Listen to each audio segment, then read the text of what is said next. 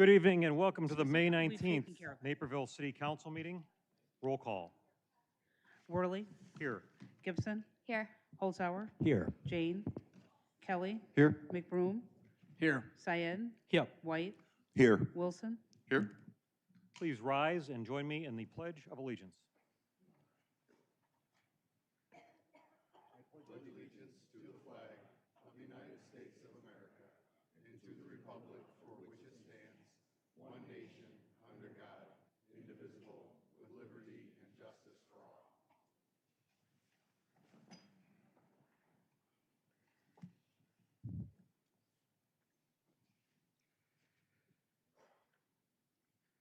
Before we begin tonight, I want to take a moment to focus on one of our own. Our electric director, Brian Groth, was involved in a serious accident on Saturday evening when he was struck by a vehicle. This is a very difficult time for Brian and his family. I ask our community to join us in keeping them close and in our thoughts during this difficult time. First on our agenda is awards and recognition, and Councilman McBroom is the Mayor Pro Tem who will be presenting tonight.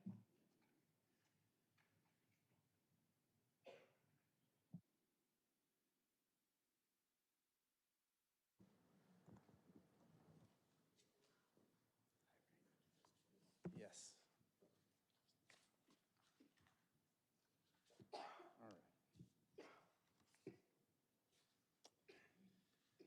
Thank you. So the Accessibility Community Task Force and the Advisory Commission on Disabilities annually recognizes the efforts of students in the community who make a difference in the lives of people with disabilities by removing barriers and stereotypes for their fellow students.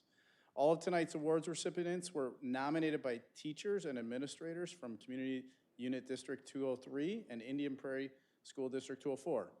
This year, the ACTF and the ACD will recognize 6 outstanding students, and we will start with Seth.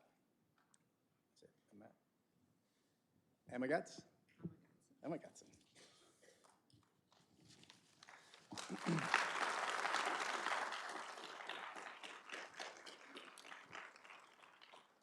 Seth is a 4-year student at Connections Transition Services, is recognized for his exceptional dedication and leadership within the Naperville community. Seth has spent the last 4 years transforming his passion for service into professional excellence, transitioning from diverse volunteer roles to a competitive position in the private business sector. As a visionary leader at Connections Corner and the Micro Connections Lab, Seth pairs his technical creativity with an infectious enthusiasm that inspires both his peers and staff. Seth's kindness and unwavering work ethic embody the very best of District 203. Thank you, Seth.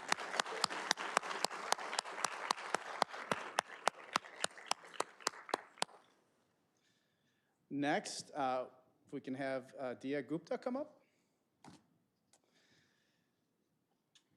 Dia Gupta, there you go, is an exceptional peer in the Naperville North High School Multi-Needs program. She brings positivity and energy to the classroom and promotes friendship and inclusion. Dia is an active member of Best Buddies, is an adapted PE peer, and part of the Reading Buddies program. She spends time with students both in school and out of school. She's a phenomenal individual.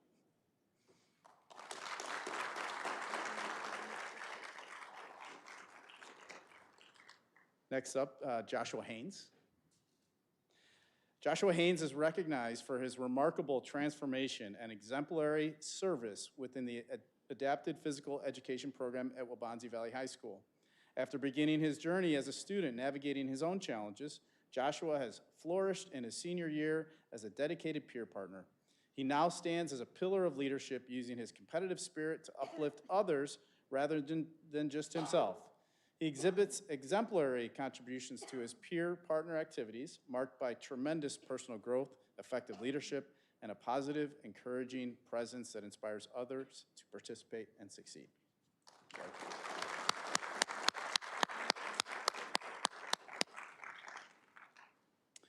Next up, we have Alexandria Krumdick.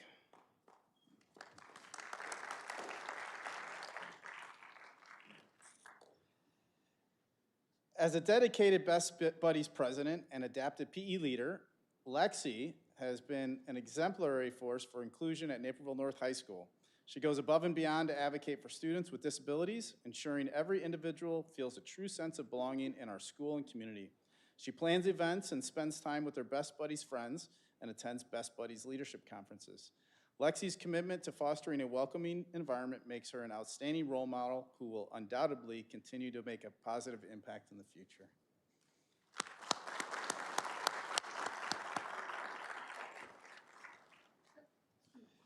Next, we have Vivian Murphy.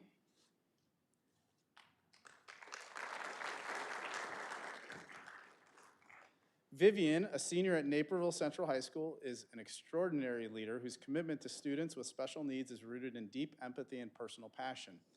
Serving as a dedicated peer leader in adapted art and a steadfast participant of Team 203 Fire Special Olympics, Vivi does not just volunteer, she builds genuine, lasting friendships, ensuring every peer feels valued and included. Her commitment is non-momentary, it is sustained, intentional, and rooted in who she is as a person.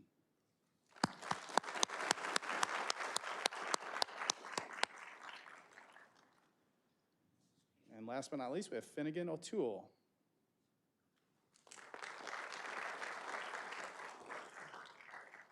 Finn O'Toole is a remarkable student leader whose dedication to empathy, integrity, and radical inclusion has transformed his school community. Whether in the classroom or as a dedicated partner with Matea Valley Special Olympics and Regional Athletics, Finn leads with patience and genuine partnership, breaking down barriers and ensuring every peer feels valued. His commitment to teamwork, perseverance, and inclusion extends beyond the classroom and into athletics, where he continues to lead by example. His leadership and unwavering commitment to uplifting others make him a deserving recipient of this recognition, and he leaves behind a legacy of kindness and advocacy.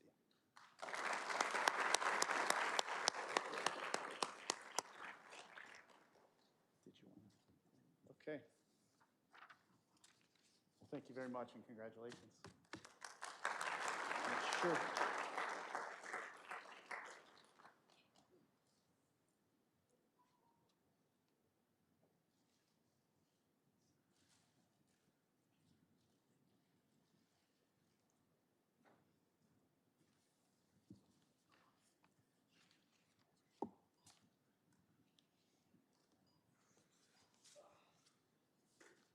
Okay.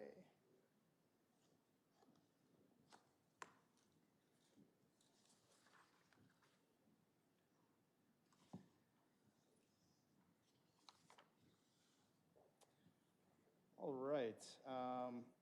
Next, we have Memorial Day and National Moment of Remembrance. You guys want to come on up?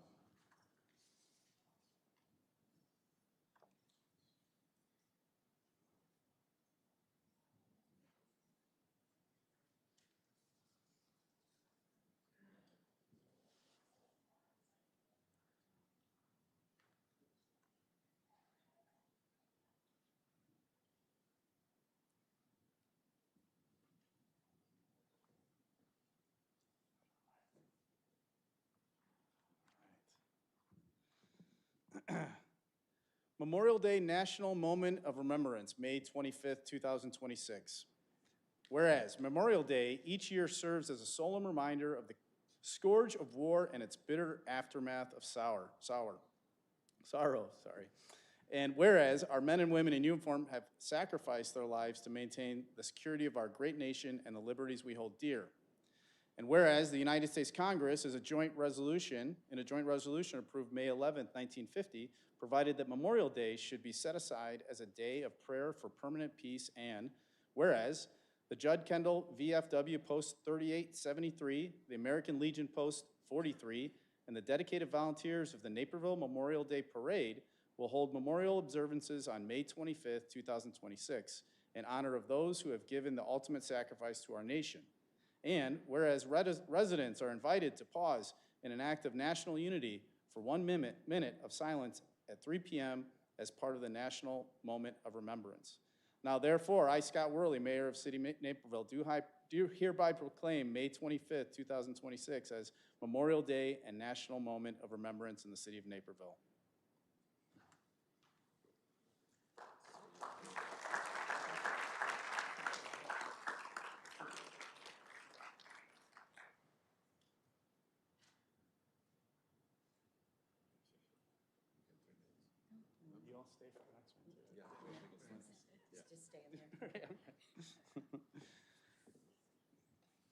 Okay, so now we have the VFW Buddy Poppy Days, May 20th through May 24th, 2026. Whereas the annual distribution of Buddy Poppies by the veterans of foreign wars of the United States has been officially recognized by government leaders since 1922.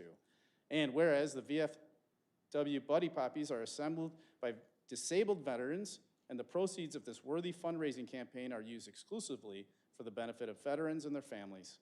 And whereas the basic purpose of the annual distribution of Buddy Poppies by the veterans of foreign wars is eloquently reflected in the desire to honor the dead by helping the living. Now, therefore, I, Mayor Scott Worley, Mayor of the City of Naperville, do hereby proclaim May 24th through the 20th through the 24th, 2026 as VFW Buddy Poppy Days in the City of Naperville, and urge all patriotic citizens to wear a Buddy Poppy as a visible evidence of our gratitude to the men and women of this country who have risked their lives in the defense of the freedoms which we continue to enjoy as American citizens, and request the citizens of Naperville to recognize the merits of this cause by contributing generously to its support through donations to Buddy Poppies on the days set aside for the distribution of those symbols of appreciation for the sacrifices of our honored dead and those who continue to serve.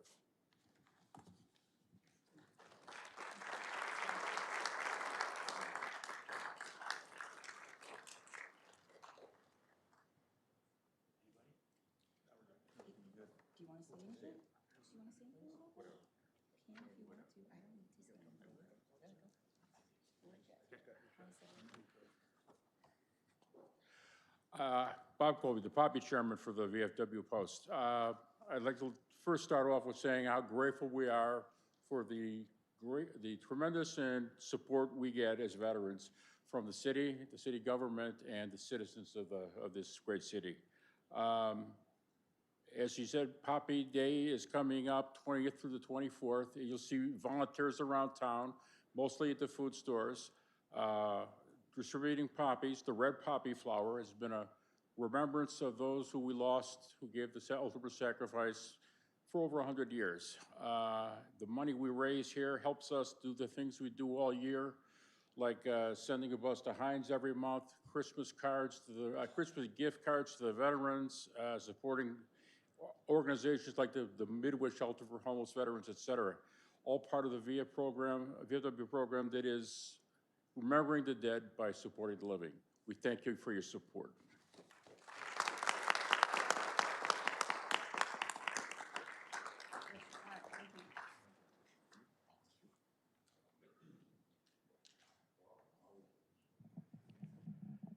Next on the agenda is public forum. I'd like to remind everyone of the citizen participation rules in the city's municipal code for speaking at city council meetings.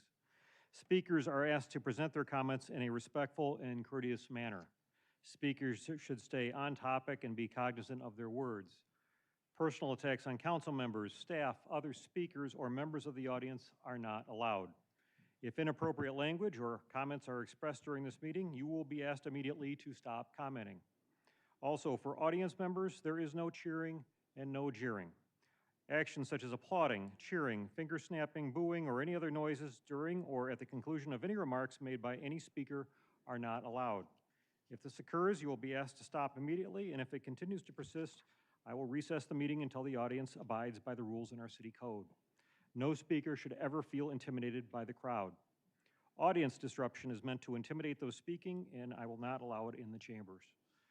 Audience members with signs, the signs must not block any other audience member's view. Speakers will be given 3 minutes to address the city council. To help speakers stay within the 3-minute time frame, we have a timer located on the side dais to your right. It will give the visual cue when the 3 minutes are expiring. This helps speakers conclude their comments in a timely manner without being cut off. The timer will buzz when it hits 0, and we will alert the speaker that their time is up. If a speaker's name is called and they are not in the room, we will move on to the next speaker and we will not go back. Speakers are encouraged to remain in council chambers until the conclusion of public forum in the event council members want to ask follow-up questions. Also, when your name is called, please come and have a seat in the front row. Mrs. Schatz, please call the speakers. There were 2 written comments posted to the city's website. We have 6 speakers this evening. The first three speakers are Derek Adam Hoover, Whitney Glowacki, and Bill Simon.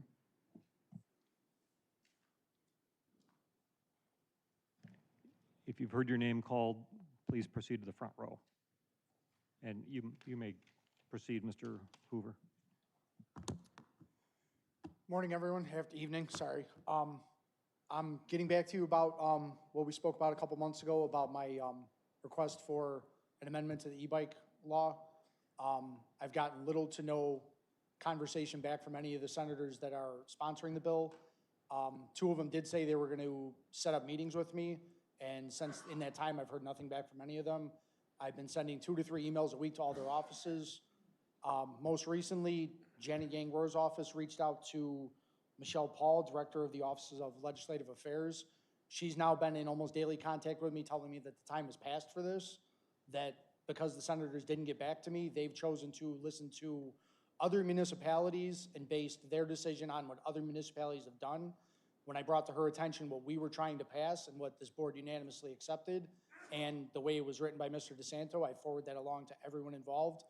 They've basically decided that it was not passed in Naperville, so they're not going to take it into account. So I'm basically here asking for your help, if there's anyone you know you can reach out to, because I'm exhausting basically a full-time job right now trying to get some movement on this, because again, I've read all 69 pages of it today, and it makes no sense to me, to be quite honest. The fact that they're going to continue to allow 15 and up to ride high-speed vehicles on the road under the guise that they're going to make people register them and insure them, we all know that's not going to happen. The majority of people that are going to be forced to do that are older people my age who use them to get to the trains and back to cut down on traffic, but the younger kids who are riding are just going to continue to ride. And to take them away from families like mine who ride lower speed bikes responsibly, I just don't understand how the bill thinks that in any way is protecting the public. Again, my e-bikes, the ones my kids ride, go slower than my 10-speed bike. I can get on my rollerblades and go faster than I can on my e-bike. But yet they're saying that this is somehow a public safety issue and that they've made the determination based on, again, what's been passed at other municipalities. I think what you guys wrote was highly proactive. I also brought to their attention that here in Naperville, we passed an e-bike law long before the state ever even considered it, and that you guys have proven to be much more thought out about it, and again, did something before the state did. So that's why I'm here today. If anyone has the time, and I know you're all busy, if anyone has the time or the means to speak to anyone in regards to and let them know this city's concern, I would greatly appreciate it, because I'm really wearing myself down trying to get some movement on this, because I just don't think it's right to take it away from families. And you guys all know what I proposed, and I still think that it's more than fair. And I've also brought to their attention, at the very least, leave it up to municipalities then. If they took it into account that other municipalities have passed laws, which it even says here it goes as young as 12, then let the municipalities make the decisions about the lower speed bikes. Because again, they're not unsafe. Thank you. Thank you. Next speaker. The next speaker is Whitney Glowacki, followed by Bill Simon. All right, I'm here to discuss my severe disappointment with Naperville Park District. The 15-year cycle of replacing park equipment is the latest example of wasted resources, wasted taxpayer money, and appalling lack of concern for ecosystems or residential communities in Naperville decisions. I'm here as a checks and balances on other departments as well that are failing to make responsible choices for communities over private business desires. I'm calling out departments that are failing to listen to residents' concerns and failing to protect ecosystems we interact with on a daily basis. I'll start with the lack of communication to residents directly affected by park renovations. The Park District claims there was a 2-week capital projects open house event in 2025 of July. I represent a group of families from Spring Hill with children that play at the parks almost daily. We saw no physical notifications at the park about any open houses or input for our imminent future park. Information on the website is not enough. There were no physical notifications passed out in the neighborhood or mailed to our addresses about getting input for the new park. The only communication about the parks I remember is when I voted against it in renovations for community survey. Whatever efforts were taken to inform the public, they didn't work. All the Spring Hill residents with no children are now surprised, which means the Parks Department has failed miserably to communicate their actions and effects to the residents they serve. The Parks Department needs a better residential communications department for future projects. The Park District has failed to prove that every park needs to be removed and replaced. There is not a legally binding proof that requires every beloved, safe, and functional park equipment to be completely removed and put in a landfill for 15 years. Now on to the appalling lack of concern for Earth, ecosystems, and natural resources in Naperville by multiple departments. I've contacted multiple departments about the plastic netting, also known as erosion control blankets, that are contaminating Naperville soil everywhere construction is done. Naperville is actively paying private landscaping companies to add microplastics to our water and soil by allowing erosion control blanket installation. Spring Hill has been actively seeking drainage maintenance for the waterways connected to Spring Hill, and we've been ignored for 2 years by multiple departments. I want my money going to removing the plastic and trash from ecosystems surrounding residential streets and parks. I want my money going to companies that operate out of Naperville to improve our local economy. I want my money going towards maintenance of our natural resources in a sustainable way, I want maintenance, not replacement. I have been begging Naperville government departments for 3 years to make small changes that can make big impacts. This park project just proves my point about Naperville's government departments wasting resources, wasting taxpayer money. I'm severely disappointed Naperville is treating Earth like a trash can. Thank you. Next speaker. The next speaker is Bill Simon, followed by Ted Boulard and Marilyn Schweitzer.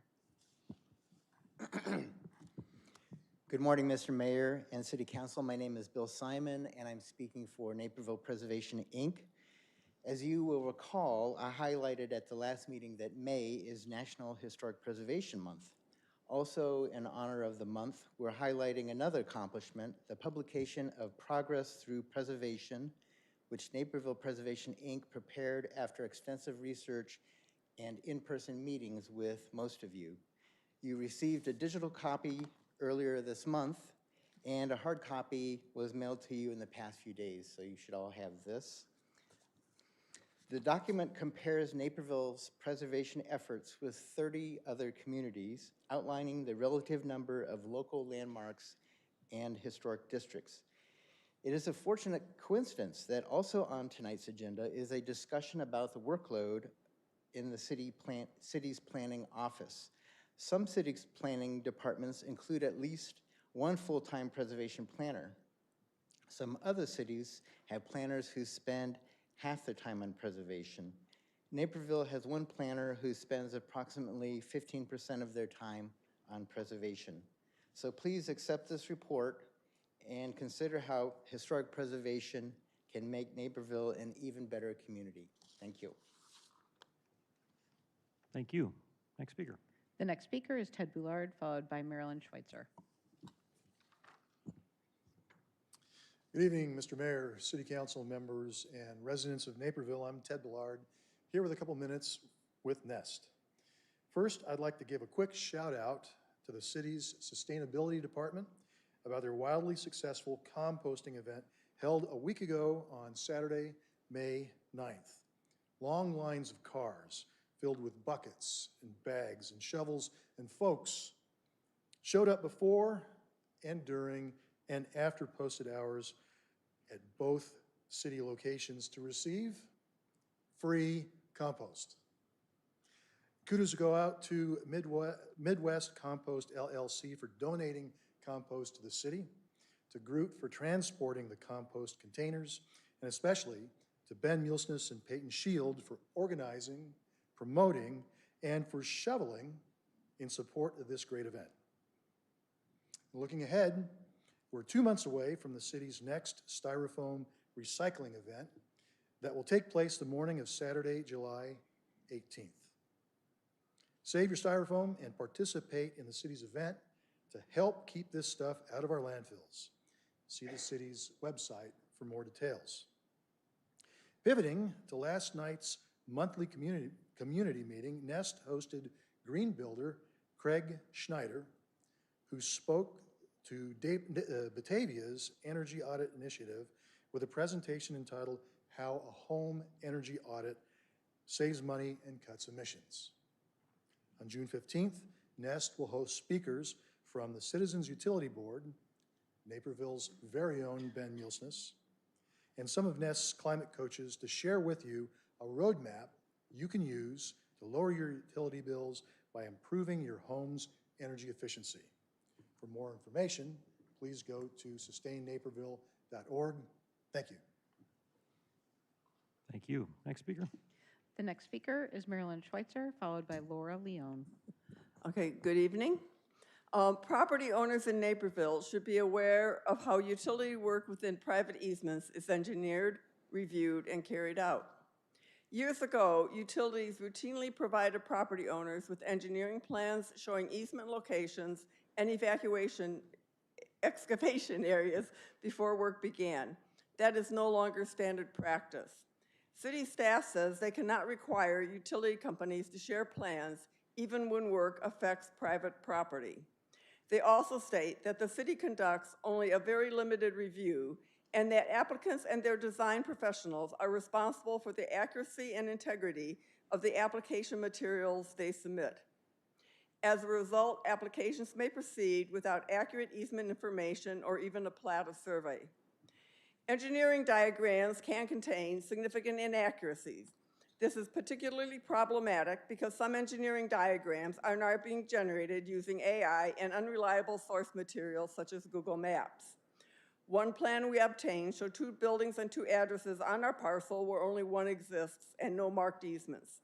Another failed to accurately show fences, utility pedestals, and property features. It appeared to place property lines through our parcel rather than marking easements. A properly prepared diagram would have clearly identified the correct work area. Contractors sometimes change installation methods or routes into the field because of unmarked buried utilities and overcrowded easements. Without independent inspection, it can be difficult for property owners to determine whether cables and conduit were appropriately installed. This problem creates significant potential for error and abuse.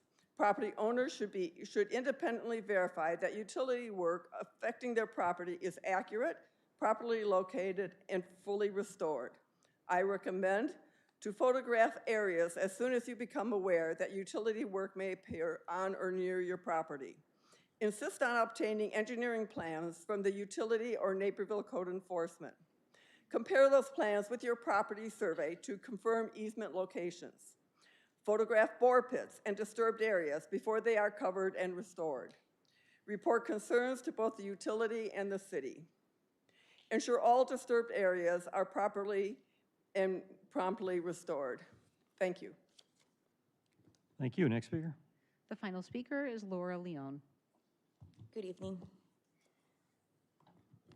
I am a resident of Naperville, and I'm also an immigration lawyer, and I would like to speak on regards to the ordinance, Naperville Due Process and Municipality Property Ordinance. The reason why I'm speaking about this right now is because I have to leave home because I'm breastfeeding, so I can't stay late for the actual ordinance to be addressed before the city. Naperville has long valued dignity and belonging and respect of all its residents.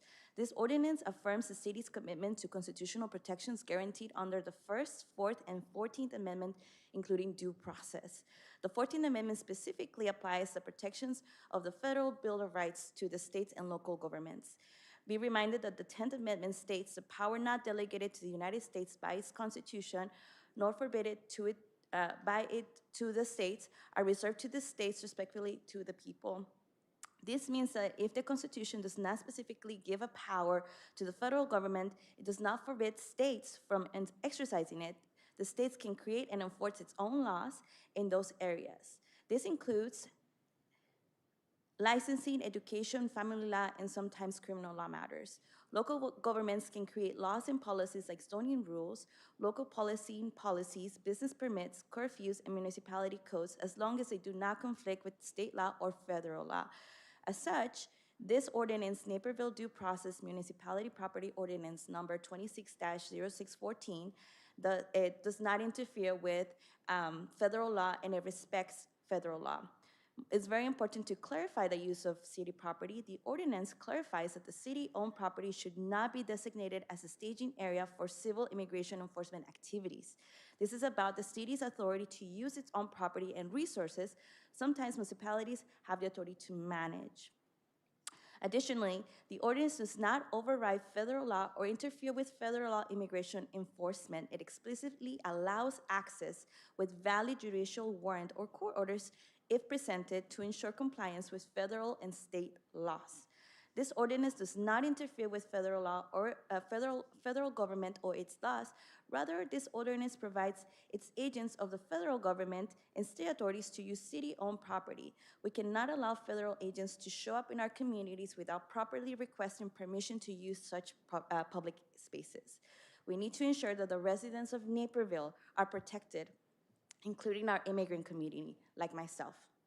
Naperville has the authority to regulate its use of its own facilities, personnel, and resources. The ordinance explicitly allows access pursuant to valid judicial warrant or court order.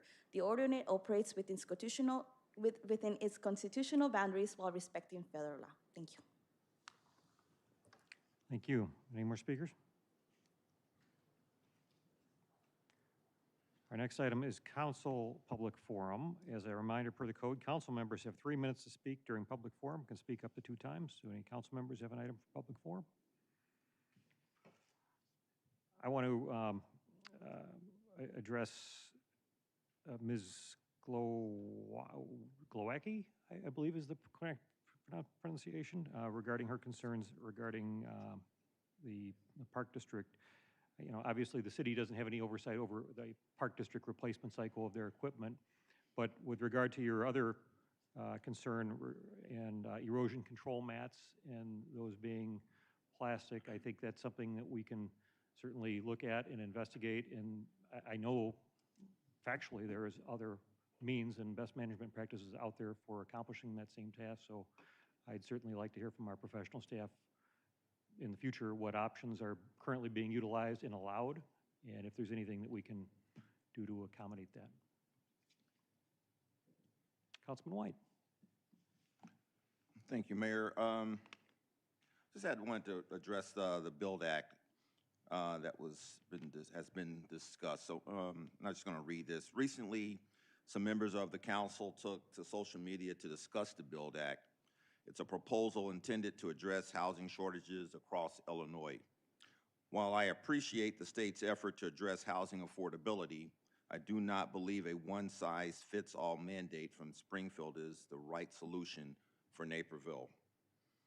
It is also important to remember that this proposal is still in its early stages with no final decisions made. That is exactly why conversations like this should be rooted in thoughtful dialogue, facts, and community input, not fear or political rhetoric. I think most on this dais want our public safety officials, our teachers, healthcare workers, young families, seniors, and other essential members of our workforce to have an opportunity to live in the community that they serve. It is somewhat hypocritical when we praise the people who make our community great, but have not done enough to create opportunities for them to live where they work. Think about the many large cities across the country, similar to Chicago. Some require public employees to live within the community they serve. I'm not suggesting Naperville adopt those same policies, but I do believe it is important to understand the spirit behind why those policies exist. At the end of the day, one of the greatest strengths of being a home-ruled municipality is that Naperville has the authority to make locally driven, balanced decisions that address housing affordability while protecting the character and integrity of our neighborhoods. That is the approach that will best serve Naperville now and into the future. Thank you. Thank you. Councilman Halzar. Thank you, Mayor. First, I want to give a shout out to Naperville Settlement and to thank them. If some of you remember a couple of months ago, a number of council members threw out the idea of adding some diversity to naming of streets in Naperville. And the settlement provided some historical research on some names of notable diverse Naperville residents in all kinds of ways who've contributed to our community. Also want to give a shout out to some of our developers, specifically Ross Nover and Whitaker. I know have been, well, the attorneys for the developers have been open to incorporating some names in their next subdivision, so just a lot of good progress on that.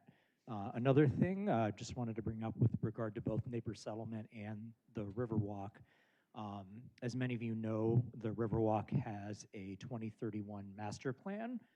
Many of the upgrades that are contemplated in that have either been done or we have groundbreaking on them this year in time for the bicentennial. As I was talking to representatives of the Napier Settlement Board last week, one idea that they brought up was a little bit of maybe a lack of visual connectivity between the settlement and downtown. I don't want to put words in their mouth. But one thing that occurred to me is that maybe it would be a good addition to the Riverwalk's long-term planning to address the one block between the Riverwalk and the entryway to Napier Settlement. As I understand it, they are planning kind of a grand gateway at the intersection of Washington and Webster.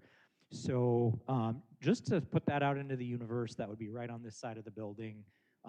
For those of you who know the Riverwalk, there's a brand guide that very specifically states what kind of bricks are to be used, what kind of benches are to be used, what kind of street lights are to be used, and maybe that would be a nice thing that could help connect that part of the Naperville experience to the rest of downtown.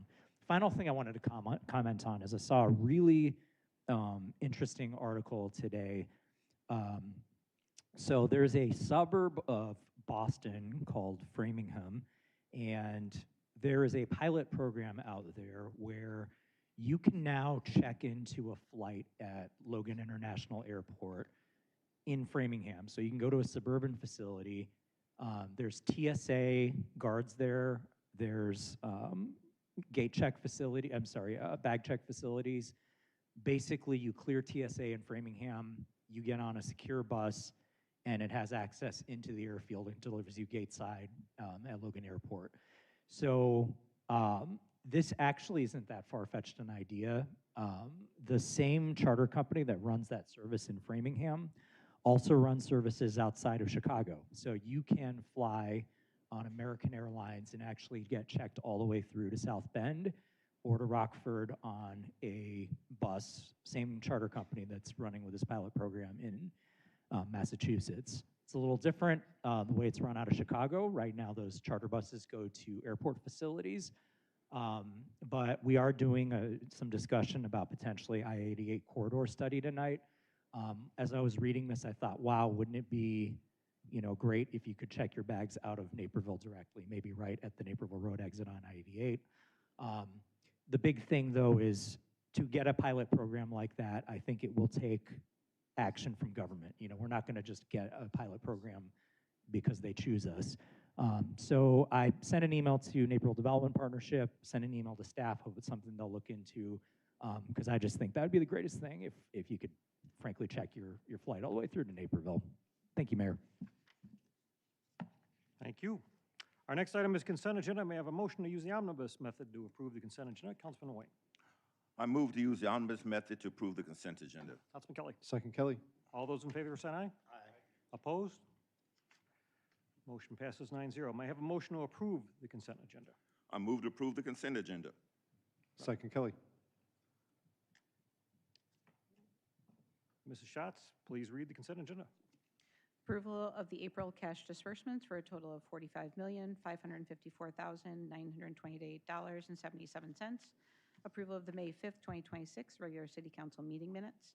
Approval of the City Council meeting schedule for June, July, and August 2026. Receiving the year-to-date investment and cash balance report through March 31st, 2026. Receiving the year-to-date budget report through April 30th, 2026. Accepting the public improvements to the Naperville Polo Club Phase 1 and authorizing the city clerk to reduce the corresponding public improvement surety.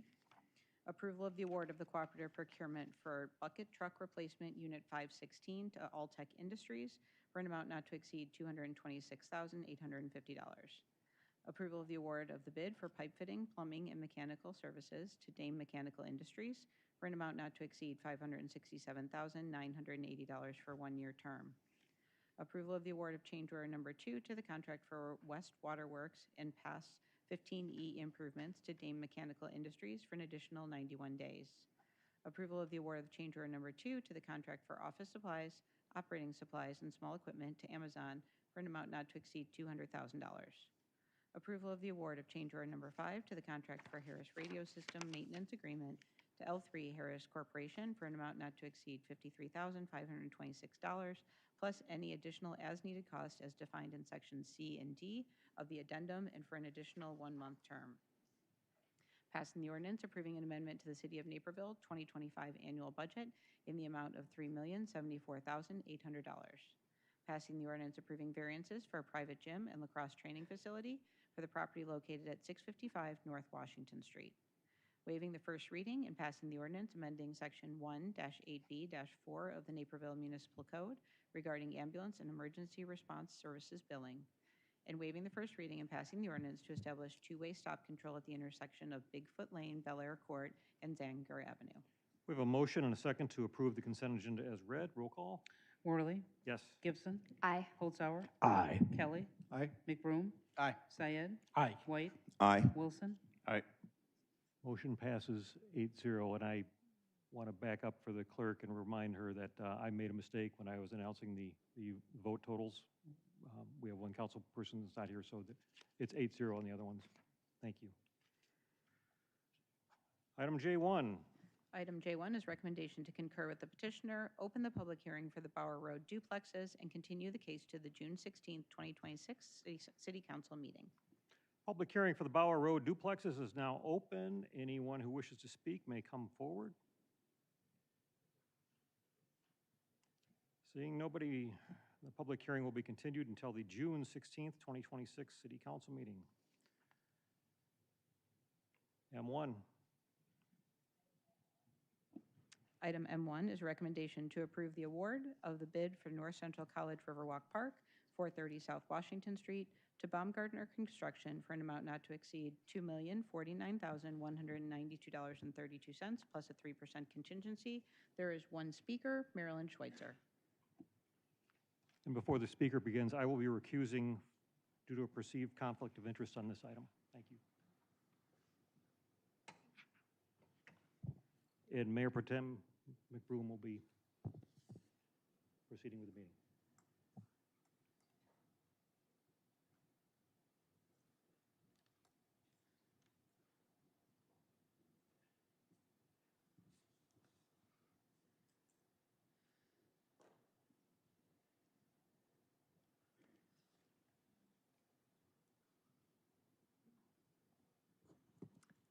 Okay, good evening.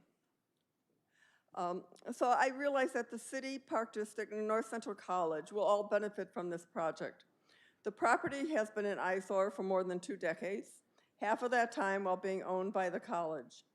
However, given that the college spent less than $500,000 on the property, while the city is spending more than $2 million to construct the park, along with roughly $20,000 annually for maintenance, I question whether this arrangement represents the most balanced use of taxpayer resources. I hope future projects are approached with care, consideration towards fiscal responsibility, and equitable partnerships. Thank you.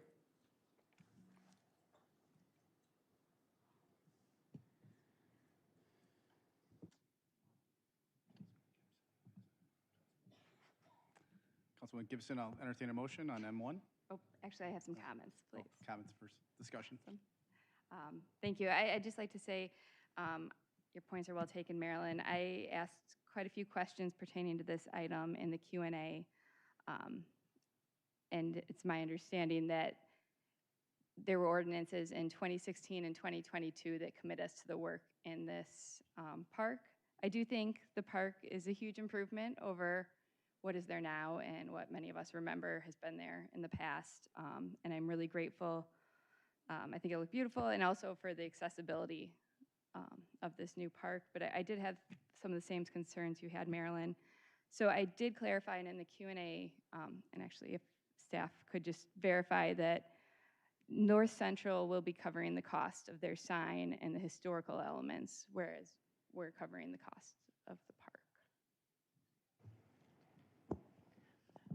That is correct. So with the bid tonight, the city will be funding the installation of the sign foundation and the electric service, but the remainder of the sign, all the decorative elements, will be paid for by North Central College.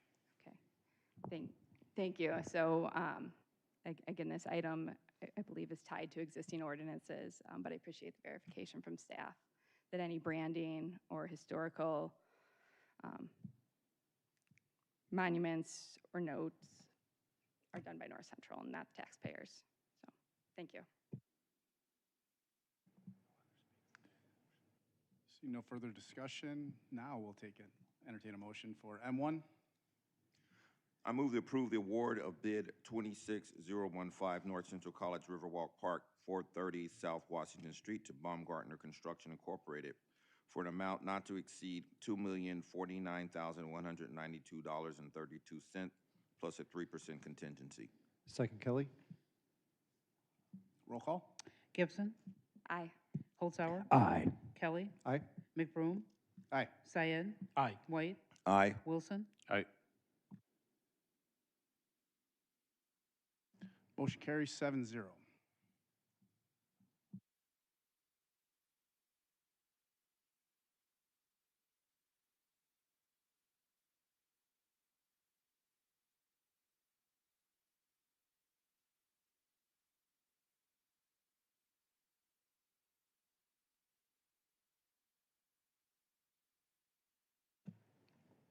Item M2.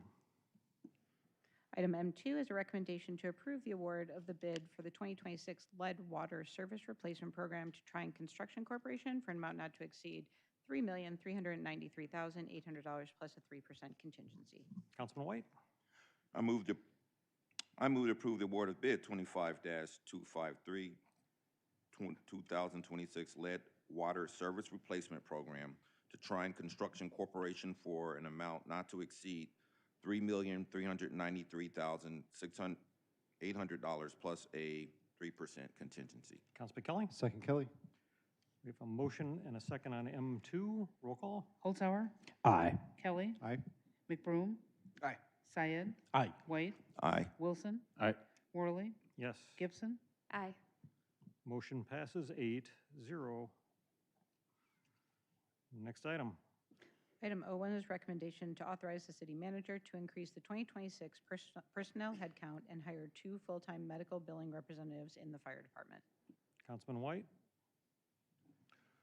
I move to authorize the city manager to increase the 2026 personnel headcount and hire 2 full-time medical billing representatives in the fire department.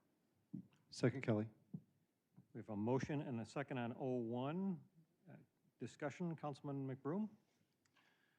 Thank you, Mayor. I was just hoping Chief could give us a quick summary here and your thoughts on it. Chief Bucknitis.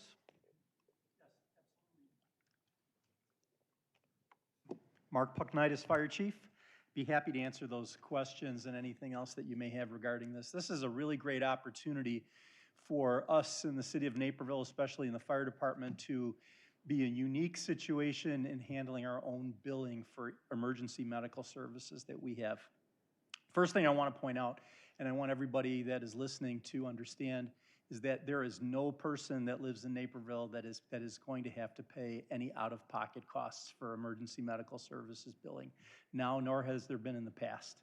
So what this allows us to do, first of all, it eliminates any of the commissions that we used to pay to a third party, which equate to over $300,000 usually on average. And it also allows us to have more control so we can have more quality in turning over those bills to the billing companies.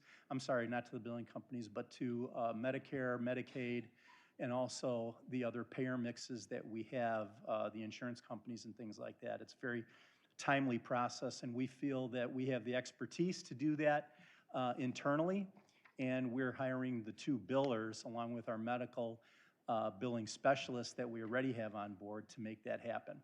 It's a very unique opportunity. I think there's only 1 or 2 other fire departments in the state that are doing that. None of those fire departments are even close to the size of Naperville and the volume that we have. So From a service perspective, from a quality control, it is an enhancement, but also from a cost perspective, it is going to save us a tremendous amount of money going forward.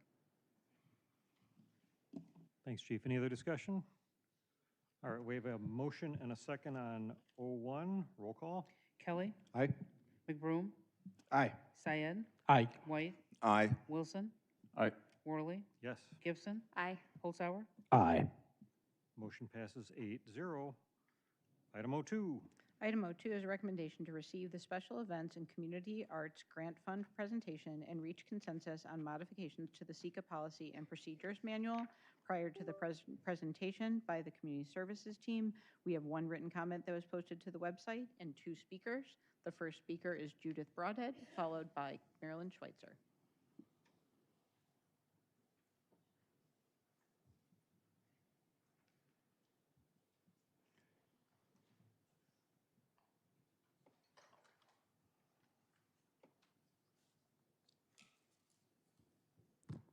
Good evening, Mayor and Council. It's nice to be here on behalf of SECA, and I only have a few things to say. And I hope you enjoy going through all the work that we have been doing over the past several months. We knew there were a number of issues having to do with SECA that should be addressed. And we, as you have been, disappointed by some major events that were canceled when it was too late to allocate those funds to a different event or increase the amount we were able to give organizations if we had had those funds available.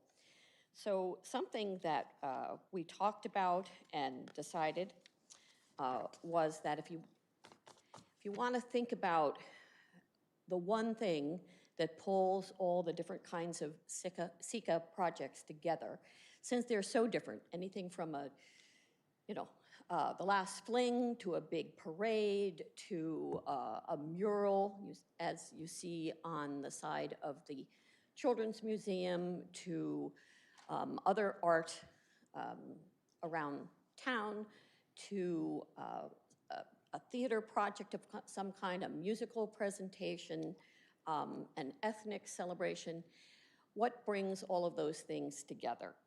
And the language that we came up with is that, and you'll probably see this in our upcoming refined mission statement in some way, is whether a project creates meaningful shared experiences and cultivates a sense of belonging within the Naperville community.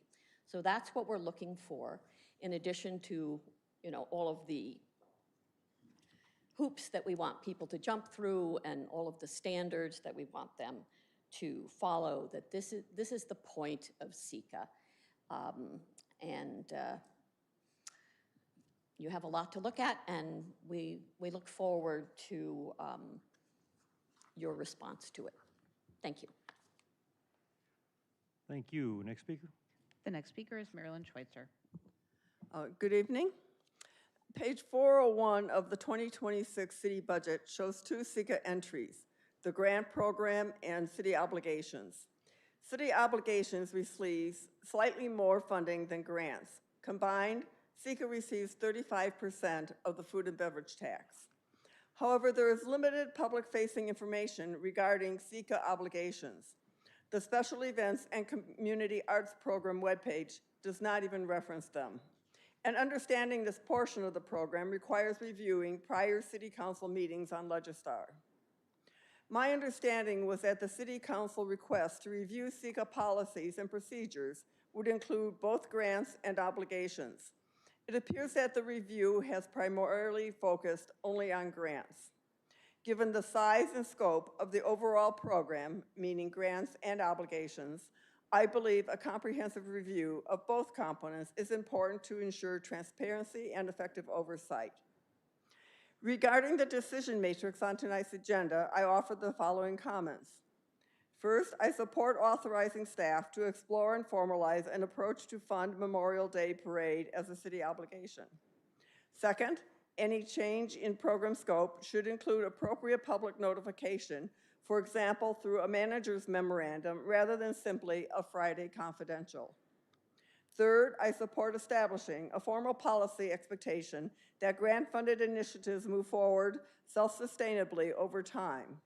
I also believe city obligations should be subject to clear policy guidance to help avoid unsustainable expenditures.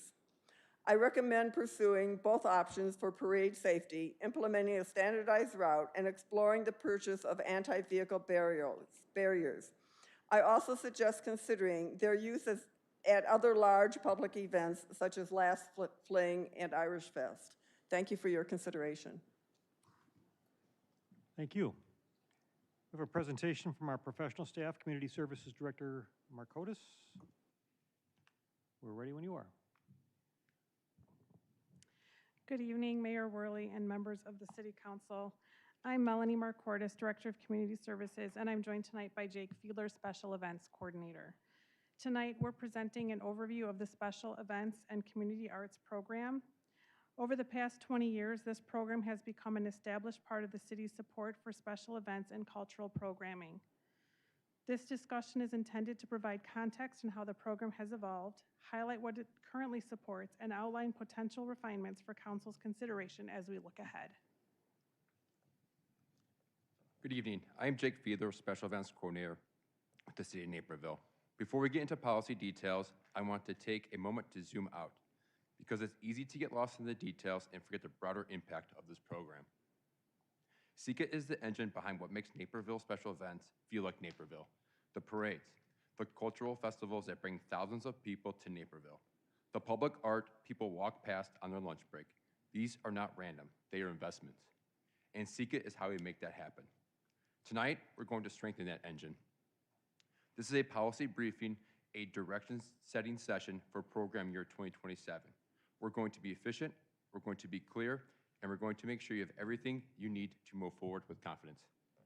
To start us off on that path, I'll turn it back over to Director Markortis. Before we dive in, I want to ground us in why we're here. SECA continues to support Naperville's cultural landscape, from the arts to special events to public art installations that contribute to the character of our community. That has not changed. What tonight reflects is an opportunity to further strengthen the clarity and consistency of how these funds are administered, with the goal of making the program easier to navigate and more transparent for applicants, the Commission, and for Council. Here is a roadmap for tonight. 3 sections. I want to walk through what we'll be asking of you in each one. Section 1 is background. This is context only, no decisions needed. We will walk through how SECA got here and 20 years of council-directed evolution. Section 2 is administrative. These are operational refinements the Commission has already worked through. We're presenting them as a package for your concurrence. Think of this section as housekeeping that's already been done. Section 3 is key topics. This is where we need your direction. 4 specific topics, clear requests, and we'll flag each one when we get there. Let's do a quick run through, because this timeline tells you the context of how SECA works. It starts in 2004. The council created and dedicated a cultural fund funded by the food and beverage tax. That's the moment SECA was born. And critically, it moved forward cultural investment out of the general fund and gave it its own lane. In 2010 to 2013, the SECA fund was capped. The tax structure was refined, and public safety pensions began receiving a portion of food and beverage fund revenues. In 2016, operational clarity. The city obligations framework came in, which we'll talk more about tonight. This separated civic commitments from discretionary grants. In 2020 to 2022, SECA expansion. Public arts was added to the mission, representing a program enhancement rather than an increase in funding. Today and tonight, we're here. Policy alignment, refining eligibility, updating classification, and making the process more transparent. The common thread is this: every change along the way has been improved by council, often informed by recommendations from SECA commissioners. SECA has never been a passive program. It's grown through your choices, and the choices of those who preceded you. Tonight is another moment in the ongoing stewardship.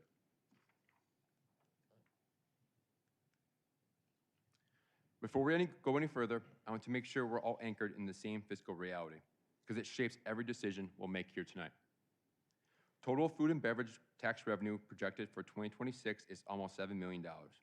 Of that total, SECA allocation is capped at $2.51 million. This is a hard cap established by city code. As council will recall, the cap remained $1.9 million for many years before it being increased to $2.51 million for 2026. That increase expanded the city's capacity to support community events, arts, and cultural programming while still maintaining a defined and predictable funding structure. The food and beverage tax is an appropriate funding source for SECA because it is directly tied to the economic activity generated by special events and community arts. At the same time, the SECA cap ensures responsive, measured, and investment of taxpayer dollars. That balance is important because the Food and Beverage Fund supports more than SECA alone. In addition to funding community programming, it also plays an important role in supporting police and fire pensions, long-term debt, neighbor settlement, and social service grants, which helps reduce pressure on the property tax levy. Here's why that matters. We received over 80 funding applications this year. That's a lot of community energy and a lot of initiatives competing for a fixed pool of resources. When you hear a dollar amount tonight, whether it's a special event, a parade cost, or a category allocation, it all comes out of that same $2.51 million. The SECA fund is stable, it's well managed, and it's governed by policy, not by the size of the request or volume of the ask.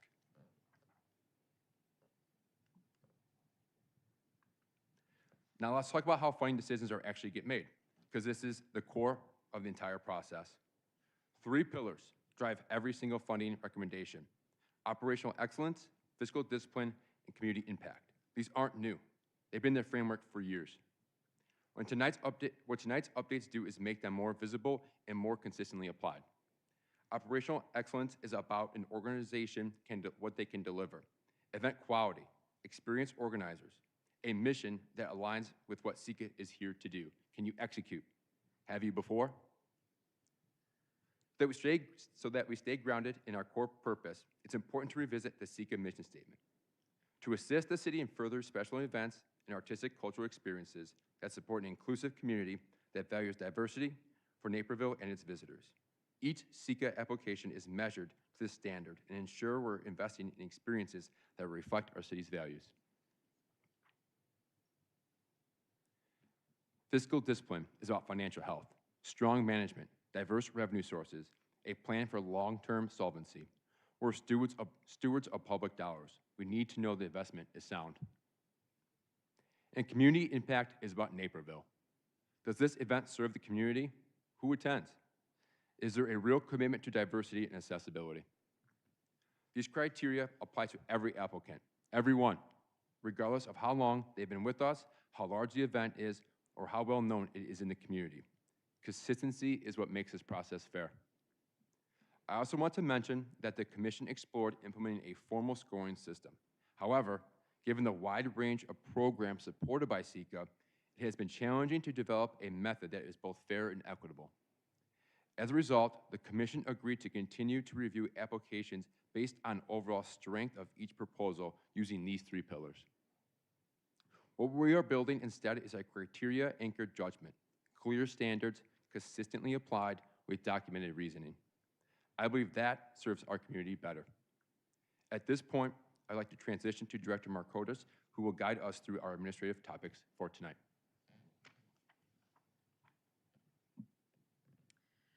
We'll now move into the administrative section. This portion of the presentation covers the Commission's internal policy and process work over the past several months. Some of these items are administrative in nature, important housekeeping updates intended to improve clarity, consistency, and program administration rather than introduce new policy direction. We're presenting these items as a package for council concurrence and do not anticipate that each will require individual discussion, though we are happy to answer questions as needed.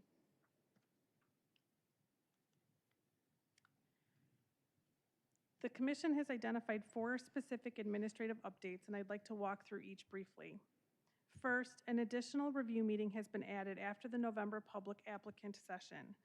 This gives the commission dedicated time to address follow-up questions before making allocation recommendations, improving the quality of our deliberations. Second, we have drafted clarifying language on religious and cultural event eligibility. I want to be transparent about what this language does and does not do. It protects culturally rich events, Diwali celebrations, Christkindle Market, cultural dance performances, from being disqualified by an overly broad exclusion. It does not open the door to religious advocacy or worship-based events. Eligibility is evaluated based on the intent, content, and presentation of the event. Third, federal 501c3 law already prohibits political campaign activity, and the commission confirmed that SECA policy will continue to align with these requirements, prohibiting applicants from participating in or supporting political campaigns on behalf of any candidate or political party. Fourth, a non-compliance consequence framework has been formalized. This is straightforward accountability. Recipients who do not fulfill grant obligations have clear notice of the consequences, which may include withholding of awarded grant funds, ineligibility for future SECA funding opportunities, and referral of unpaid balances to collections. Attendance requirements for the public comment meeting have been clarified, and applicants requesting more than $25,000 or new applicants are required to have a representative present. Does council have any questions on these 4 items before we proceed? Seeing none, go ahead. Oh, I'm sorry, Councilman Syed. Go ahead. Thank you, Mayor. Thank you, Mayor. Thank you so much to the staff for the great presentation.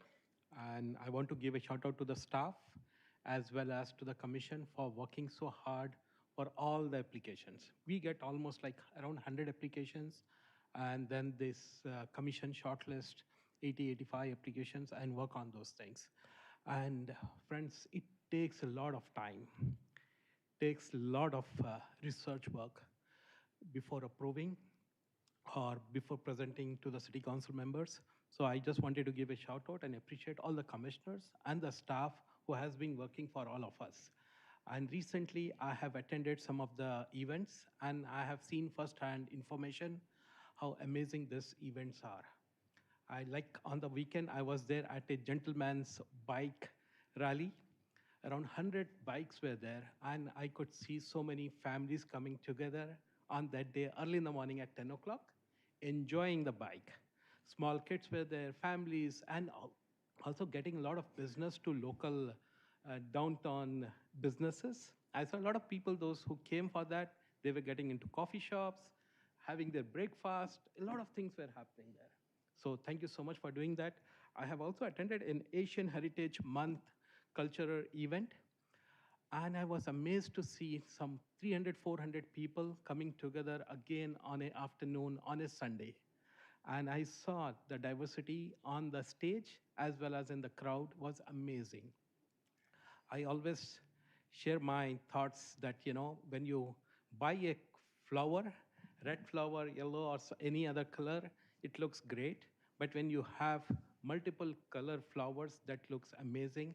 And that's what I have first-hand information I've seen on Sunday because of SECA Commission and staff, what you people have been doing. So thank you so much to everybody. Thank you. Thank you, Mayor. Thank you, Councilman White. Thank you. Can you kind of discuss a little bit how you got to the 2.51? I know we increased the cap here at the council, but just so the public understands. And that may be a question for Ray. That might be a Ray question. Director Munch. Ray Munch, Finance Director. So if you recall, during this last budget process, we evaluated some options around the future funding of NCTV 17, and one of those options was to increase annual funding allocation through the SECA city obligation. So the city obligation, or the SECA cap, was increased to accommodate that to the 2.51 million that's referenced in the presentation.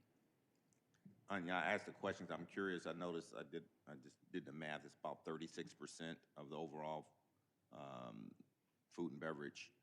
And I'm just wondering if there consideration of just keep making that cap somewhat associated with a certain percentage, because as, you know, if the food and beverage for some reason goes down, I don't know if the 2.51 would be great, I mean, would work for us based off of those numbers, or maybe it could go higher, but I don't know, it seems like that might be a consideration as we go through and we plan while you're doing the budget. Any thoughts on that?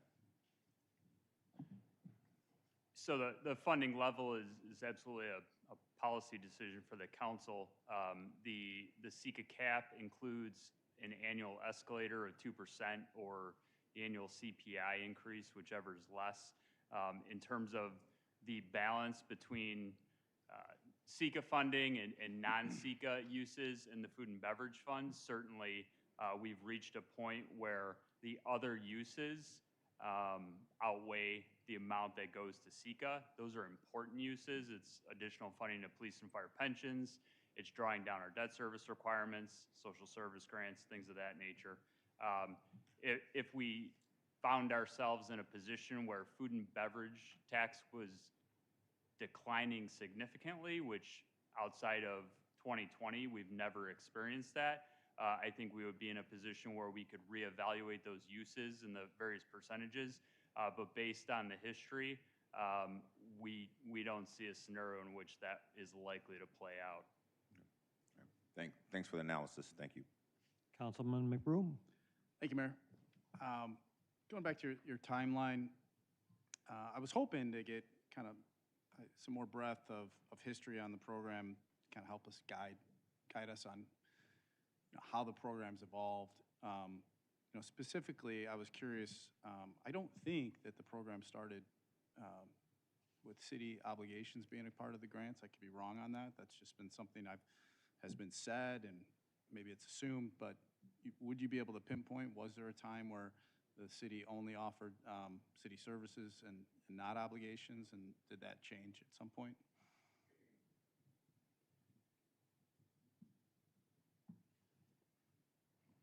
Councilman, to clarify, are you referring to city services versus operational costs?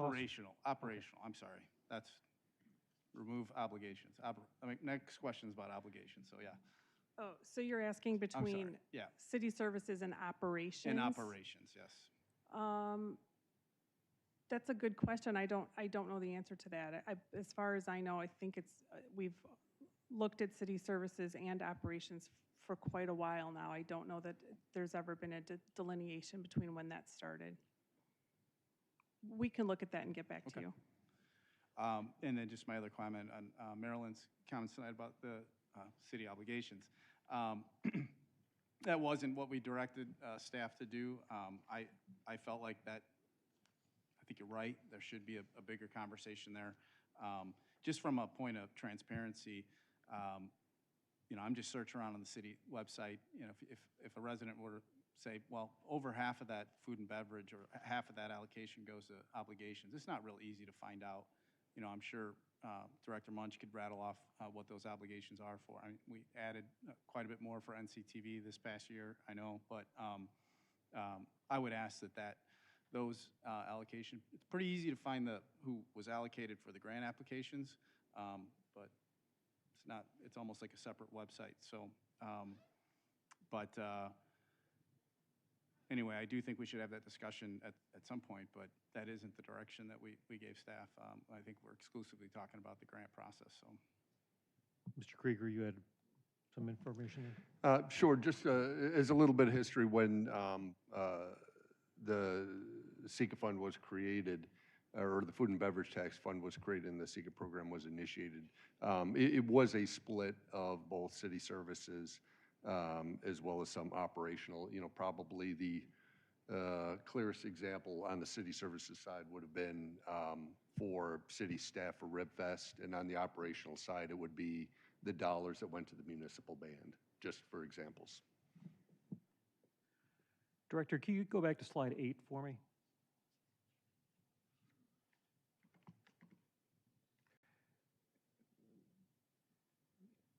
It was slide 8. So under the non-compliance policy, or in general, I'm just going to ask with regard to operational expenses where the city SECA grants would be to reimburse people for operational expenses or organizations for operational expenses, not for city services. If an organization, for whatever reason, goes sideways, chooses not to pay a vendor, or the organization implodes, I mean, does the city have any liability? Is there anything to indemnify us from vendors coming after us for payment? I don't think so. It's a reimbursement program, so we wouldn't reimburse. We can see receipts before we reimburse the money to an event, so I don't see any liability there. Okay. All right, seeing no other questions.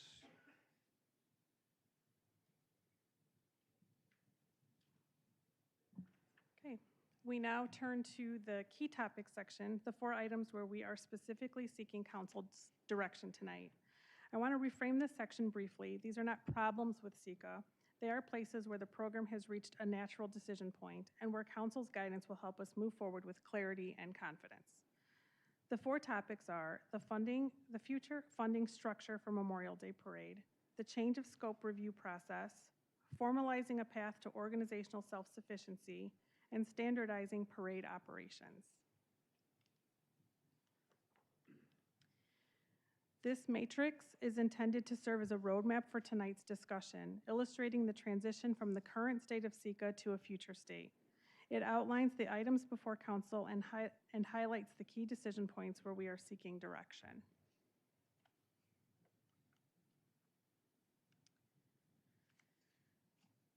The Memorial Day Parade is a long-standing civic event that provides community benefit by honoring those who have made the ultimate sacrifice in service to our country and fostering a shared sense of community and remembrance.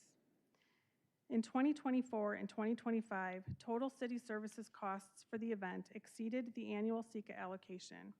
In both years, the remaining balance was covered using unspent SECA funds available. The current 2026 estimate is $40,280 with an anticipated funding gap of approximately $4,028. Prior to 2024, SECA allocations consistently covered the full cost of city services for this event. The funding gap has expanded 37% since 2024. The increase in costs is largely driven by enhanced security measures, holiday overtime pay requirements for staff, and the need to outsource certain police services. It should also be noted that the Memorial Day Parade does not generate revenue to offset their costs. Given the civic nature of this event and its consistent reliance on city services, the Commission recommends that the Memorial Day Parade be considered a city obligation rather than discretionary. If directed to do so, staff would return with a specific budget proposal for formal council action. The question here is whether to authorize staff to explore and formalize an approach to fund the Memorial Day Parade as a city obligation. And we'll pause here and get your feedback. So council members, the commission is seeking council direction on whether to authorize staff to explore and formalize an approach to fund the Memorial Day Parade as a clear city obligation, which would waive any sort of future application. It would just always be there. So we'd be looking for, we've got some discussion. Councilman Holzhauer. Thank you, Mayor. As I mentioned at a prior meeting, I think this is a great idea. It's a cornerstone event in Naperville. A thought is perhaps in the future we might want to define a few other cornerstone events. It's hard to imagine in Naperville where we don't have a Labor Day parade, hard to imagine in Naperville where we don't have a St. Patrick's Day parade. Hopefully hard to imagine Naperville in the future where we don't have an India Day parade. So I don't know if that's 5 or something like that, but just something to think about, not tonight, but possibly for the future. Thank you, Mayor. Councilman McBroom. Thank you, Mayor. Can we get a yes or no on this without making a financial commitment? How does that work? Mr. Krieger? This really just directs staff to go back, examine it, and bring something back to City Council. So there will be no financial obligations that anyone's locked into based on your actions tonight.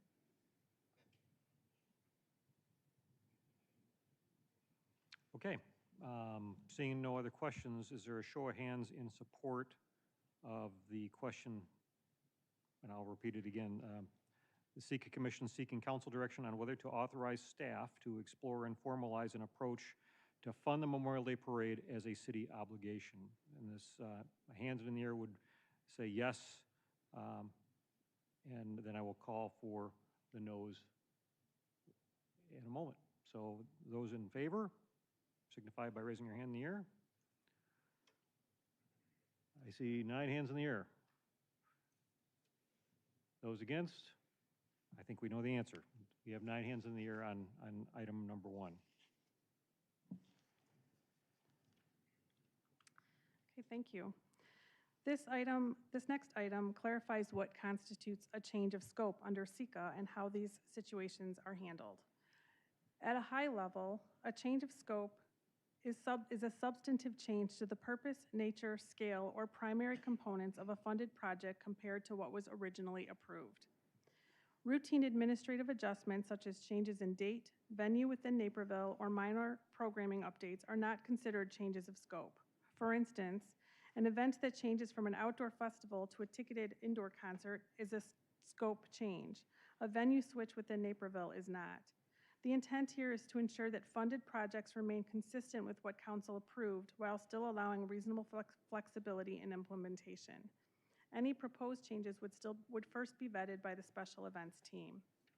If a change of scope is identified, council would be notified via manager's memo or Friday confidential along with any recommended next steps. And at this point, again, we are seeking your concurrence with this approach. Any discussion? Councilwoman Gibson. Thank you, Mayor. From my understanding of this one, this is just a notification to us, but if we're notified, do we have a mechanism to rectify? I mean, would that have to come to a council agenda and go vote? It would depend on the situation. If there's any funding involved, that would definitely have to come to vote. Most items, I can't imagine that we've ever had a change in funding, but most of it would just be in notification. Go ahead, Councilwoman. Thanks. So as a follow-up, because in my mind, one of the big issues to this is not necessarily additional funding, but if an event is shrinking in size, say a 3-day event down to a 2-day event, where we would be wanting to decrease the funding. So would that just that we're notified and then we just reach out to staff and ask about next steps? Go ahead. Yeah, we would notify council and then we would get any feedback that you would provide. Mm-hmm. Okay, it's not worth formalizing something more standard? Mr. Krieger. What I would propose is, once that it goes out to council, we would have a finite kind of review period where if someone took exception to the commission's intended actions, they would notify me, and then we could get it placed on the next agenda. Okay, thank you. Councilman White. And thank you. I have a similar question. As I'm looking at it, if a change of scope could potentially be more of an intent or of what you're trying to do with the event, or it could just be several different things it could potentially be. To the point where I'm almost suggesting, should it go back through Sika to be reassessed? Because if the scope changes enough, you may not have approved it at the same level you did before, and now there's funding out there that we have to consider that could be reimbursed or come back to the fund, and it could have been used for other users. Yeah, change of scope requests go to Sika for review. And that would be a yes, no, or a recommendation to reduce funding, or any of those types of things based off of what that change of scope might be? Once funding is approved, once the allocations are approved from City Council, we don't change the funding allocations. Those would have to go back to City Council for any amendments. Yeah, I think that's a concern for me. I think if based on the situation, we should be able to reassess what was granted to a particular organization and make a decision based off of that. I don't think that that funding should be there just because it's already been approved, because it was approved based on certain circumstances, and now the circumstances have changed. I think it should be reassessed, and I wouldn't recommend giving more, but definitely if it means that it should be less, then we should be able to have that option to consider that. I'd agree with my colleague. I think a scope change that has not been seen by the city council and approved by the city council, theoretically, is significant. And I think the SECA Commission, while they are trusted to weigh in and hear these things, in the end, the SECA Commission's recommendations ultimately come to the dais here for a global recommendation. And without that global recommendation, we could theoretically be approving something that we never got a chance to look at, depending on how much scope change and creep there is. Councilman Kelly? Thank you, Mayor. Just for a frame of reference, and you may not know, but can you guesstimate for us over the past few years how many of these change of scope do you tend to see in a year? Is there a handful every single year? Is there one a year? Is there only one every few years? How common or rare are we looking at? Say about 3 to 4 per year. Do you have any examples for this current year or last year that would have fit? One example for this for 2026 was was Park After Dark.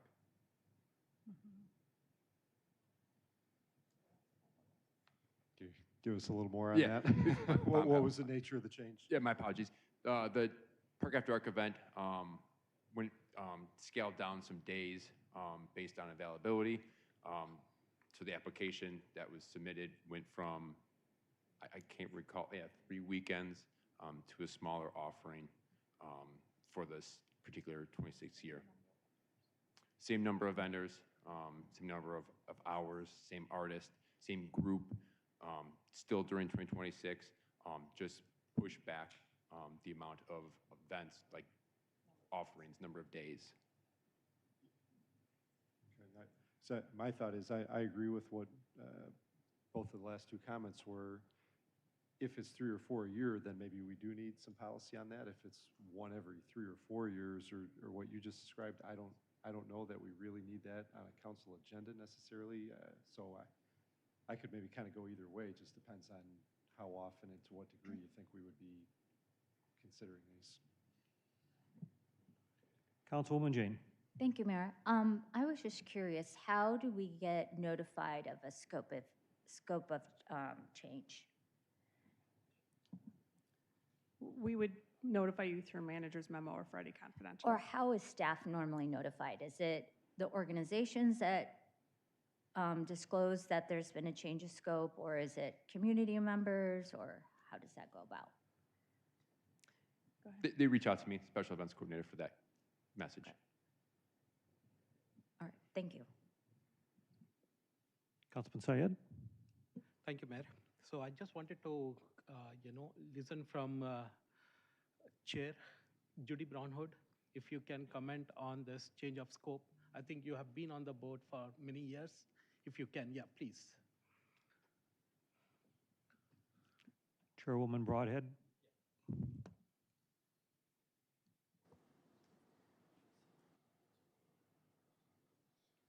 Thank you, because I was just passing Jake a note. Yeah, I would say that the change of scope for the Park After Dark is the largest change I've seen. Most of them are very minor. They change the date, they change, I don't know, something very small. Can somebody think of, can change the venue? So I'd say that's the biggest one I can remember in the past 5 years, is that compression of time. And there was quite a robust discussion about it in the SECA meeting, because it did seem to be pretty significant. But on the whole, they're pretty, you know, they're pretty minor. I don't really think you'd be all that interested in some of the changes. But I think it's probably a good point that if it's a, you know, a big change, and certainly SECA or staff thinks that they really shouldn't need that larger amount of money because they're reducing the event, then, you know, certainly I think that's not a bad thing at all for council to look at. Thank you. Chairwoman, just one more question. Do you believe that the SECA Commission could further define what the change of scope could look like minor change, major change, similar to our zoning codes and things like that, that absolutely might meet the expectation of needing to go for some sort of council? Yes, and I think probably a trigger for that would be length of event, and especially an event that was fairly, you know, well-funded and expensive to start with. So yes, Great. Certainly could do that. Thank you. Councilman White? Chairwoman?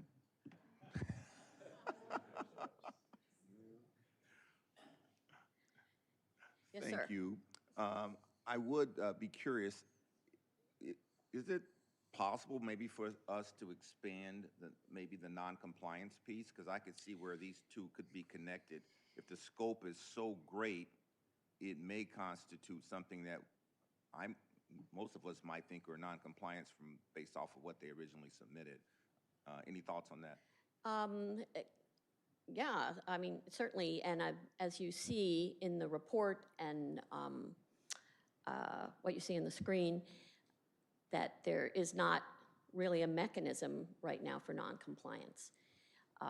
So, for instance, if you know, somebody does something who's received a grant that is clearly against the rules in some way, we might hear complaints about it, and that would probably be discussed in a meeting and considered if that same organization applied again.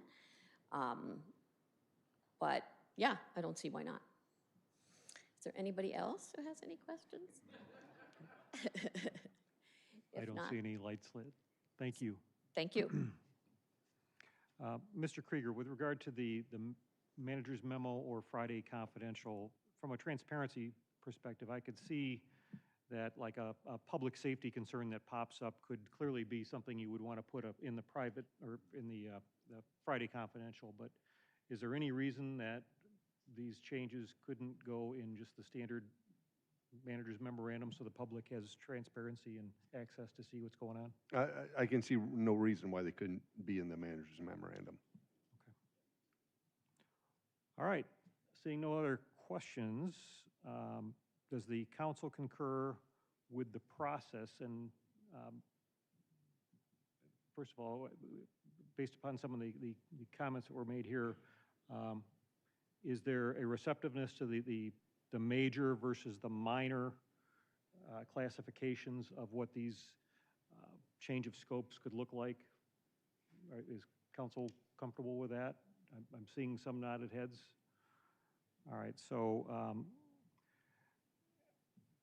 are we comfortable with the process, and then having the SECA Commission further define major and minor changes of scope and how the process would work? Those who would be in favor of that signify by raising your hand. I see 9 hands in the air. All right. On to number 3. Formalizing a path to organizational self-sufficiency. This is one of the key policy questions before council tonight. At its core, the question is this: To what extent should SECA-funded initiatives be expected to demonstrate progress toward long-term financial sustainability, and how should that influence funding decisions over time? We are not recommending a formal sunset policy. That option was evaluated and rejected for its administrative complexity and potential to create inequities, and we are not proposing to phase out long-standing organizations simply because they have received funding over multiple years. What we are proposing is that financial self-sufficiency be given greater weight in the evaluation process for returning applicants, not as a strict endpoint, but as a demonstrated effort to diversify revenue, strengthen operations, and reduce long-term reliance on SECA funding. Again, this is not necessarily a destination, but progress. SECA was designed as a seed fund It is most powerful when it launches organizations and helps them grow into sustainable contributors to our community's cultural life. The application revisions we're proposing around supplemental funding and self-sustainability plans are designed to make that expectation explicit and measurable. This expectation applies to all returning applicants, large and small, and is intended to strengthen organizations, not penalize longevity. So the policy question for council is this: should demonstrated progress toward long-term financial sustainability carry greater formal weight in future SECA funding decisions? And I will pause here again for feedback. Councilman McBroom. Thank you, Mayor. Yeah, bullet 3 is what I'm most interested in. For me personally, I've always thought of, I believe the program started with that intention as to be seed money and to get a program off the ground. And so I'm absolutely in favor of, I guess, some kind of broad policy emphasizing that. I think there's probably some different ways you can go to incentivize that or encourage it. Maybe a matching or a reduction in operations, or I even think I think the SECA commissioners have such a heavy lift when they're going through these applications, and part of it is I know you're trying to ask questions and encourage these organizations to become self-sufficient. And that seems like a lot of work to monitor and track that. And, I know there's different, county grant programs in different cities, and some government bodies who have, grant programs like this will, do a 2-year on or a 3-year on and 1 year off. I've talked to some of my colleagues. I don't know if I have a lot of buy-in, but I feel like that would be one solution, one idea. But I'm very wary of a taxpayer-funded grant program where we kind of just go into this kind of slippery slope of it's a permanent dependency. And I don't want organizations to just kind of look at it as every year we're kind of planning for this. This is what we got last year. We'll probably get this next year, and it's just a part of their budgeting process as an expectation. So I'm absolutely in favor of something there with 3. So. Councilman Holzar. Thank you, Mayor. I look at this proposal as something with really great intent, and to Councilman Broom's points, I think the idea is not to create permanent dependency. When people have great new ideas, we want them to have the motivation to continue to engage the community, look for private sources of funding, all of that. I am concerned about the wording here and this being a bit of a one-size-fits-all approach. And for anyone who is familiar with the nonprofit world, most people have probably done something with a nonprofit here. So much of the energy and focus right now, if you really want to become self-sustaining, is going for these big national grants, right? Getting the $100,000 grant from somewhere. Grant writing has become a profession. And for some of the nonprofits in our community, I could see that. The Children's Museum, the Settlement, some of these groups have the scale to be able to do it. But when I think about the Naperville JCs or the VFW, some of these groups, the value they're providing, and really my hope is that their focus is on helping people build community, and people who may otherwise not have a positive place to be on a Tuesday night, and those people may not have the money to fund big events. And then I think there's also structural differences. Different groups have different profiles. So let's go with veterans groups, right? American Legion, largely founded by World War II veterans. VFW, largely founded by Vietnam-era veterans from a draft era. I think it's unrealistic to expect them to have larger funding sources as their population largely is just getting older, right? So I think to have a blanket city policy and say, hey, our expectation from the dais, from the city council level, is that you're moving towards a certain financial position is just a little too heavy-handed for my comfort. I do like the idea, though, of you really should try to get what you can, given your abilities, and you should try your best. So, you know, I'm open to hear if other people have better ways of wording this or just any ideas on the dais. I might, after hearing anyone else's comments, propose a modification to this idea that says something like we expect groups to make a legitimate effort to seek private funding to the best of their ability, in addition to supplementing, you know, when they make an ask for government funds. Thank you, Mayor. Thank you. Councilwoman Gibson. Thank you. I agree with Councilman Holzhauer. I think he worded, I was having a hard time articulating my thoughts on this, so I believe he worded it better than I'm going to, but my initial reaction hearing this is that it's going to harm the smaller groups more. I know it was mentioned the fear of taking away funding from the larger groups, but our largest allocations now, by a large margin, you know, go to well-known events like JC's Last Fling and West Suburban Irish. If I got some of those wrong, don't get mad at me. But big ones that do have strong fundraising pools, and I see SECA as a way of making sure that we can have other groups that maybe don't have the profile in our community of some of these larger groups have a chance to share their culture, their arts with our community. And I worry that pushing them early on to self-sustain could get less voices at the table. So I kind of balk at this suggestion in general. Maybe something like a proportion of funding has to come from outside sources, or a proportion that grows. But I'm not quite on board with this. I'd be willing to see what SECA comes back in terms of a formal. I know this is a direction, not a final action, but I'd like to see something a little different. Councilman White. Thank you. Yeah, I understand what Councilman McBroom is saying, because I think it's important that organizations kind of have some skin in the game when they're applying for these things.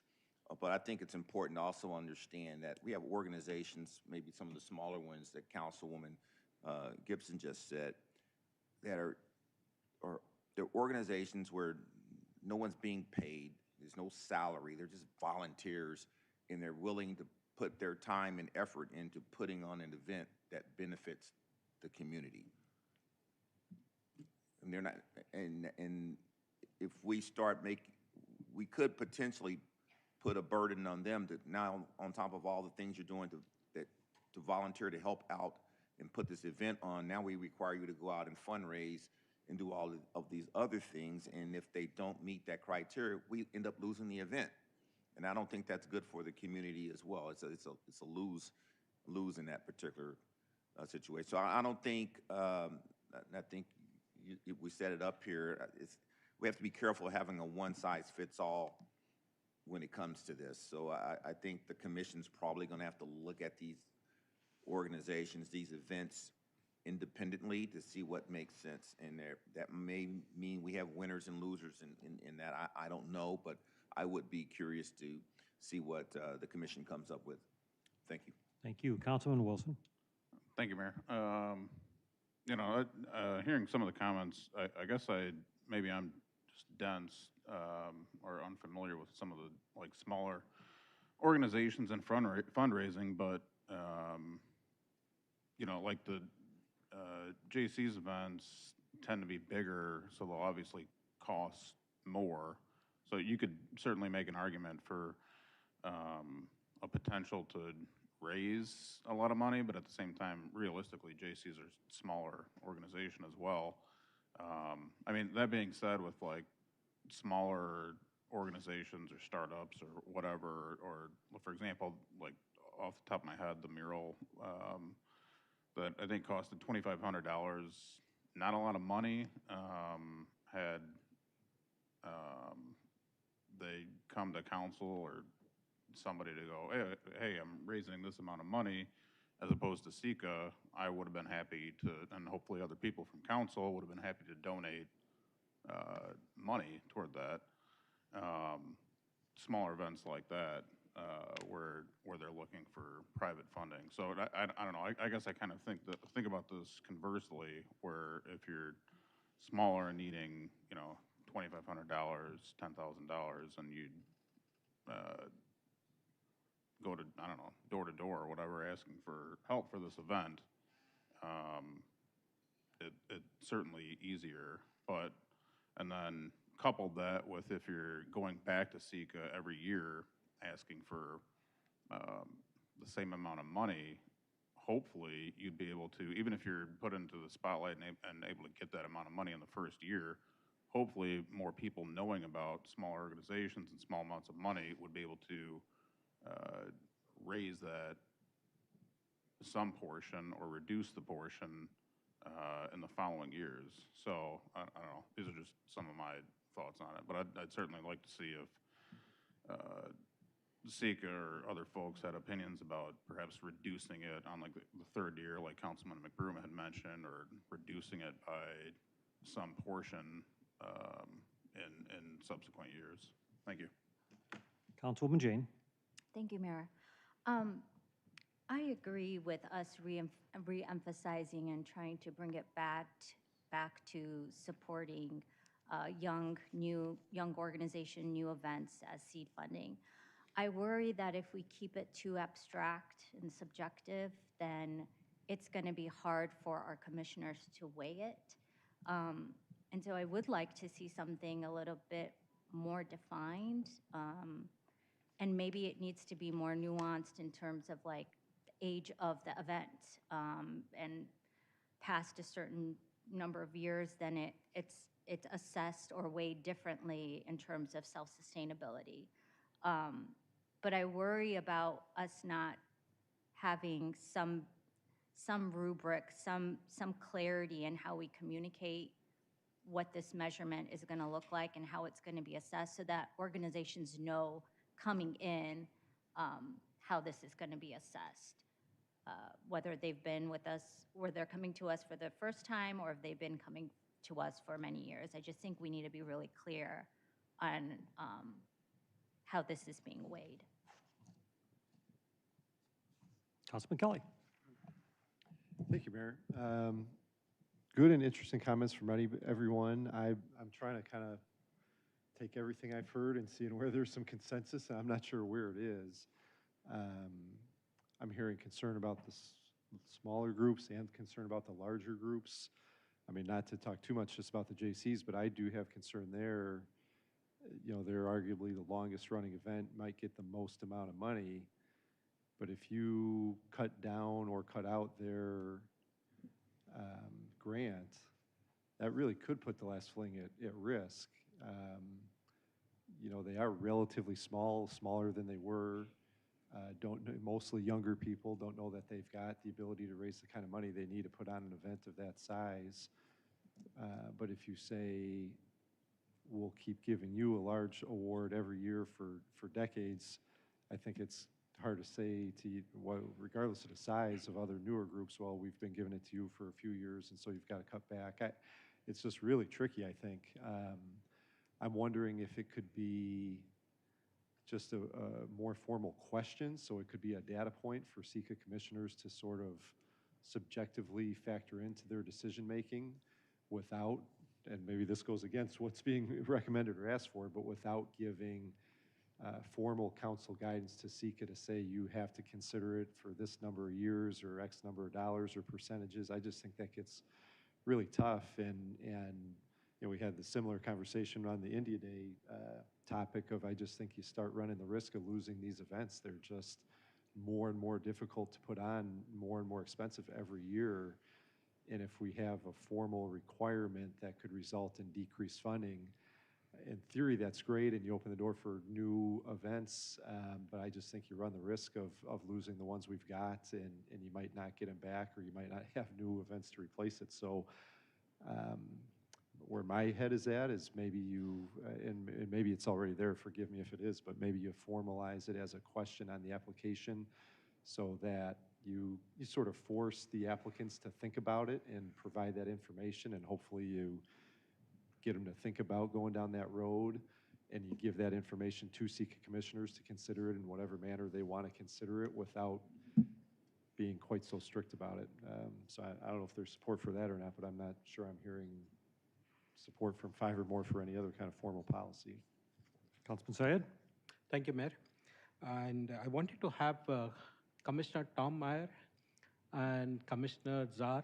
So please come on the stage. Yeah.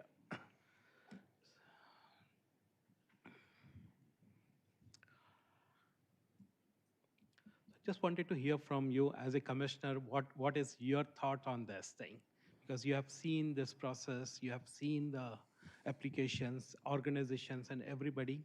So if you can share your thoughts on this. Yeah, Arthur Zars here. The one thing, the point of order, that in the application there already is a question that says, do you intend to be off of the SECA funding? And of course, you can imagine every single person says yes. So it really doesn't do much. I think the solution is more of a hybrid, because we do have legacy events, and for better or for worse, they're dependent on the SECA funding, and you just can't pull the rug out. But I think I would like to have the SECA Commission have the opportunity to come back with some options, because you could take, because some of the arguments were here that we're going to lose, your big events like the last thing are going to lose their funding. Well, that could happen already with the SECA Commission if we all say 0, and then it would go to the council.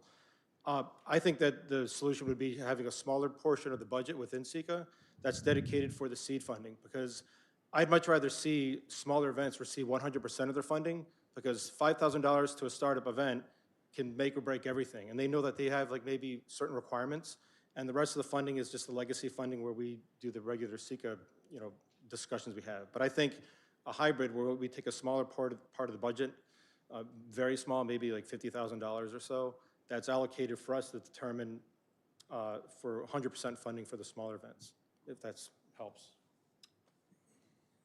I can't add a whole lot more to what Arthur said, but the one thing that I do when we look at these organizations is, what are they doing to go out and get sponsorships?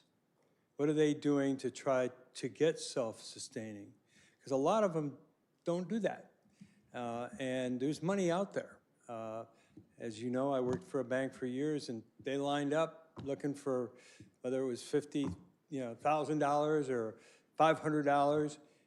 And organizations do support that. So I think what we should be doing is encouraging these organizations to look at sponsorships and support. And in some cases, it may be selling a ticket and having some control over coming to the event and paying a fee.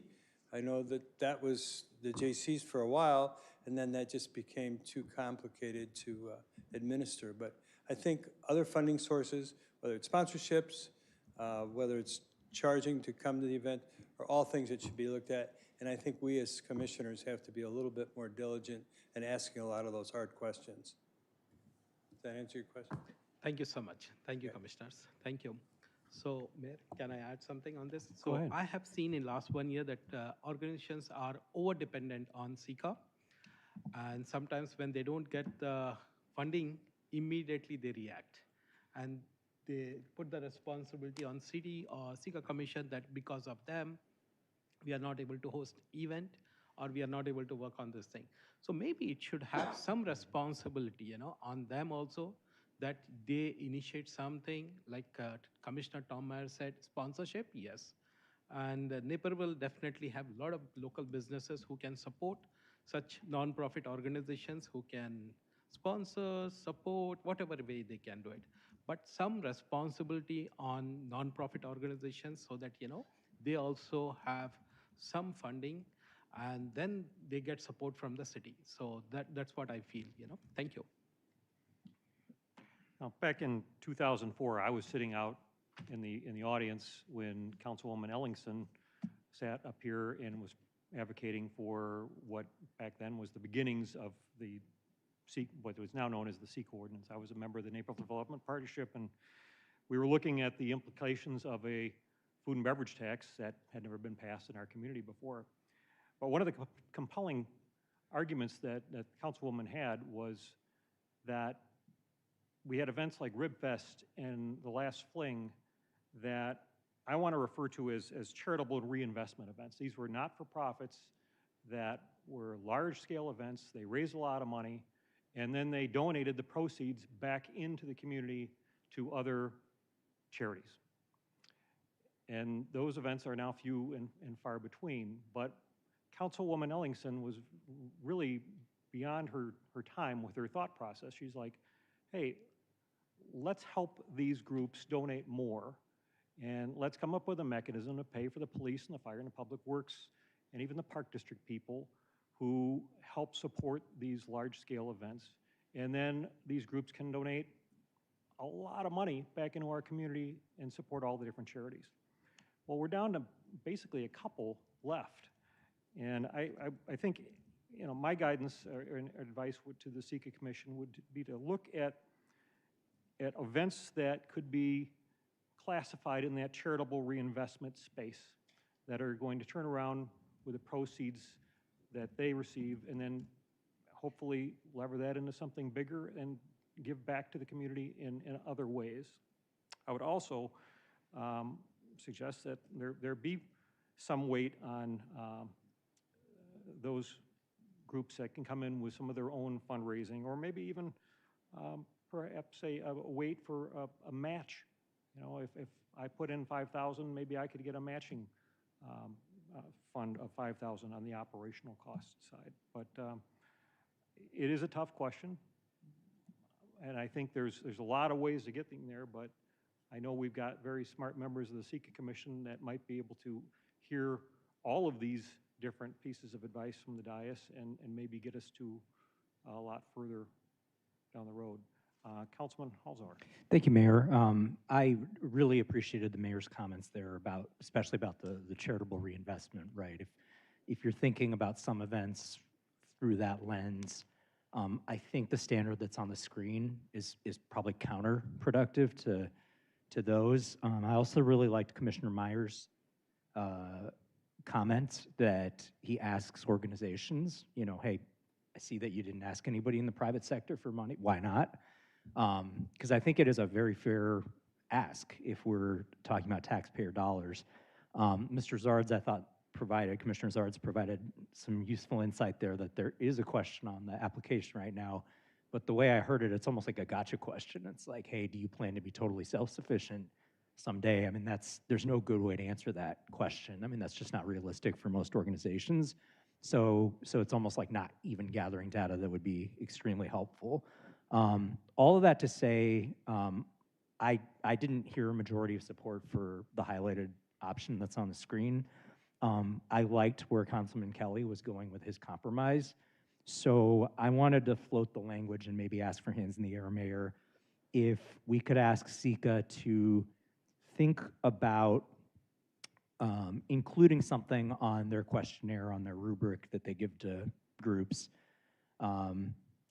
where they ask groups to describe the demonstrated effort that they've put forth to seek private donations to supplement SECA funds, and let the groups go from there.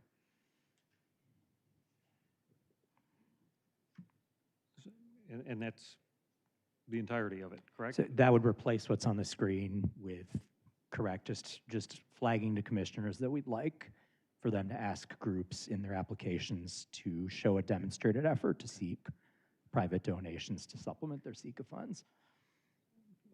I'm happy to test that question, but I think there's additional questions that we could also Absolutely, Mayor. throw on top of it. So you want to try it just that one question to see if there's support for it?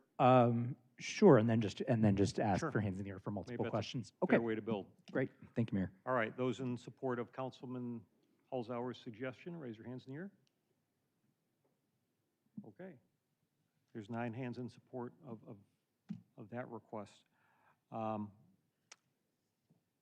like to offer the idea that the charitable reinvestment events should be identified and offered some more weight, or at least a different consideration than those events that don't turn around and reinvest into the community through charitable donations. I'd be looking for hands in the air of support of that. So I think we got 7 on that one.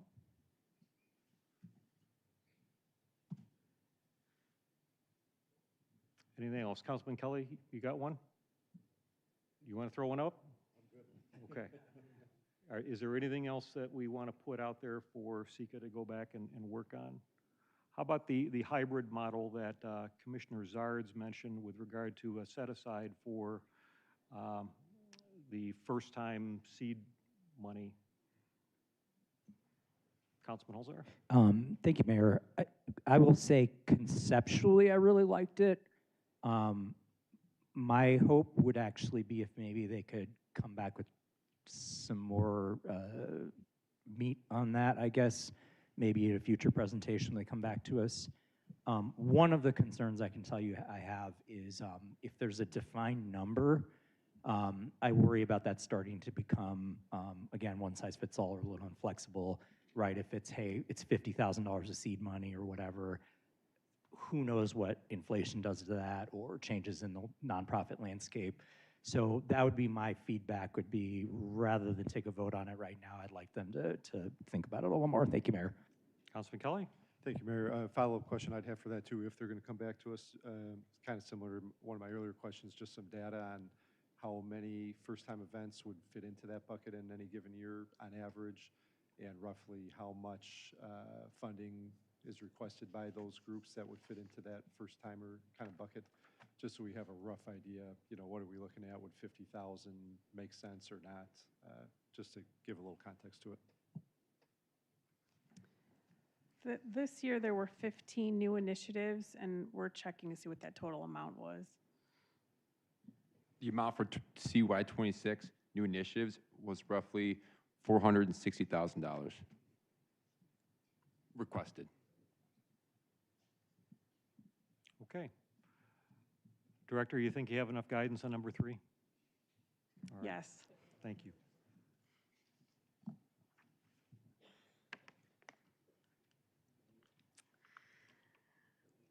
Okay, this slide addresses what may seem like an operational issue, but it has direct implications for public safety, city services costs, and how SECA funds are administered. Today, each parade in Naperville operates on a flexible, event-specific route with city vehicles used to manage access points along the route. While that approach has worked, it also creates variability in planning, staffing, and cost from event to event. We are presenting 4 options for Council's consideration tonight. You'll see the graphic reflects a 100% safety rating. While no approach can fully eliminate risk, this is intended to illustrate the relative increase in safety these options are designed to achieve. Option 1 is to implement a standardized parade route, establishing a consistent route across all parades to improve safety planning, streamline traffic management, and create greater cost predictability. Option 2 is to purchase dedicated anti-vehicle barriers to replace the use of city vehicles at access points. This would strengthen route protection while improving operational efficiency. Option 3 is to pursue both, combine a standardized route and dedicated barriers. Together, these provide the most comprehensive approach to improving parade safety, operational consistency, and long-term cost management. Option 4 is to maintain the current approach and continue using event-specific routes with city vehicles. The reason this matters in the SECA context is that parade-related city services costs are funded through the same limited resource pool that supports events and other initiatives. Greater consistency and predictability in parade operations improves our ability to manage those costs and steward funding more effectively. We are seeking Council's direction on which approach staff should move forward with.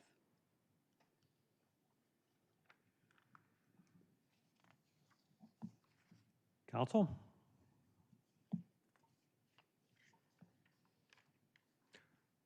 Well, I'll weigh in just a little bit.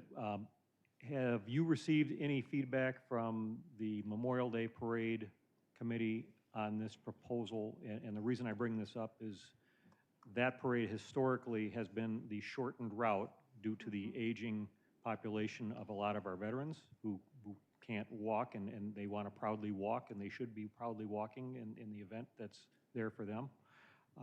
And it also historically lands at Central Park, where Memorial Day services are held for an hour or more afterwards every year. So have they weighed in on this proposal at all? They have not at this point, and we would really include them in any discussions in terms of any changes in parade route. Okay, and just to follow up, has the Downtown Association weighed in on it as well with any Not feedback? yet, no. Okay. Councilman White? Thank you, Mayor. I like the idea of the standardized routes. I think that part of that, you should be able to maybe make it smaller, but not increase it. So, for example, if you want your parade route to be a little bit shorter, maybe based on some of the comments the mayor just made with senior veterans, that might be something to consider as well. The other thing I would add, and I spoke to Chief on this, Police Chief, I noticed along our routes, along Mill Street specifically, we've got barriers there, we've got the roads blocked, but I look at the house right next to the street, and if someone wanted to actually interfere, all I have to do is just drive through someone's yard, and they could, do some serious damage. So I'm probably getting in the weeds from a tactical standpoint, but it's something I think we ought to consider with those homes where it's almost as if we think, well, they're not going to drive across the yard because it's going to break the law. Well, they're in there to drive through the parade, so I don't think they're going to really consider that. So just take a look at that and see if we can improve on that piece as well. But I like option 3. Thank you. Councilman Sayan? Thank you, Mayor. So as an elected official, as a city, public safety is our top priority. And I can see the answer here, option 3. It is very, very easy. And as Councilman Benny White said, shortening the, parade distance and all those things, I think that will really help. I have walked in multiple parades and I have seen it is very long parade, especially during the winter time. And I see, if we can make it short and standard route, dedicated barrier, I think that will really help us. Yeah, thank you. Councilman Kelly? Thank you, Mayor. A quick question for staff before talking about one of the 4 options. For the anti-vehicle barriers, just process-wise, what is the decision you're looking for tonight? What would the next step be if council's interested in generally going down that road? Is that part of the 2027 budget? Is that really part of SECA, or when would that decision be made and how? Yeah, it would be part of the 2027 budget, and we'd have to go through the procurement process. Okay, and would those potentially be ready for 2027 parades, or is it a longer lead time than that? Possibly longer, probably we're looking at 2028, I would imagine. Okay, so for tonight, you just want general direction on if we want you to consider that as part of the budget process, essentially? Is Correct. that correct? Okay. So I would certainly be in favor of that. I'm thinking most people will be. But between the 4 options, I think I would lean towards, at least for right now, without having any input from any of the, we've only got 3 downtown parades for 26, at least, St. Patrick's, Labor, and Memorial Day. If you haven't had conversations with any of those 3 event organizers, for right now, I would lean towards just option 2. I just don't know that we're ready for option 3 yet without those conversations. And like the mayor said, I think there's a good reason, or there's multiple reasons really, why Memorial Day route is what it is. And the St. Patrick's Day route and the Labor Day parade route are really identical. I think one ends maybe half a block further east on Porter than the other one just goes all the way to Central. But they're essentially identical. So if we really have 2 longer parades and they're already the same, I just don't know that we need council guidance to say we must have a formal standardized route. Maybe you talk to those two organizers and see if we could match up that last half a block, or if they have any plans in the future of deviating from the route they've used over the past few years. If they don't, and they're happy with the current route, I would say leave those two alone and talk to Memorial Day organizers at a staff level before you have any guidance from council. So I'm at number 2 for right now. Me as well. Councilman McBroom? Thank you, Mayor. So is this topic, is this purely a security question, or is it a logistics question, or is there a financial question here, or all the above? Director? All of the above. Okay. Yeah, it's mostly safety, but there would be some cost predictability in there as well. Okay. So I'll put Deputy on the spot. Does the police department have concerns about our current approach, and or have any opinion on these items? Sorry. Deputy Chief Zabrozik? Yes, thank you. I'd say the vehicle-borne attack is one of the highest concerns we have for any of our special events, and including parades. These barriers would definitely be a great support system for our safety going forward. Okay, thank you. I depending on cost, I would go with 3. Look into that. Okay. Councilman Wilson?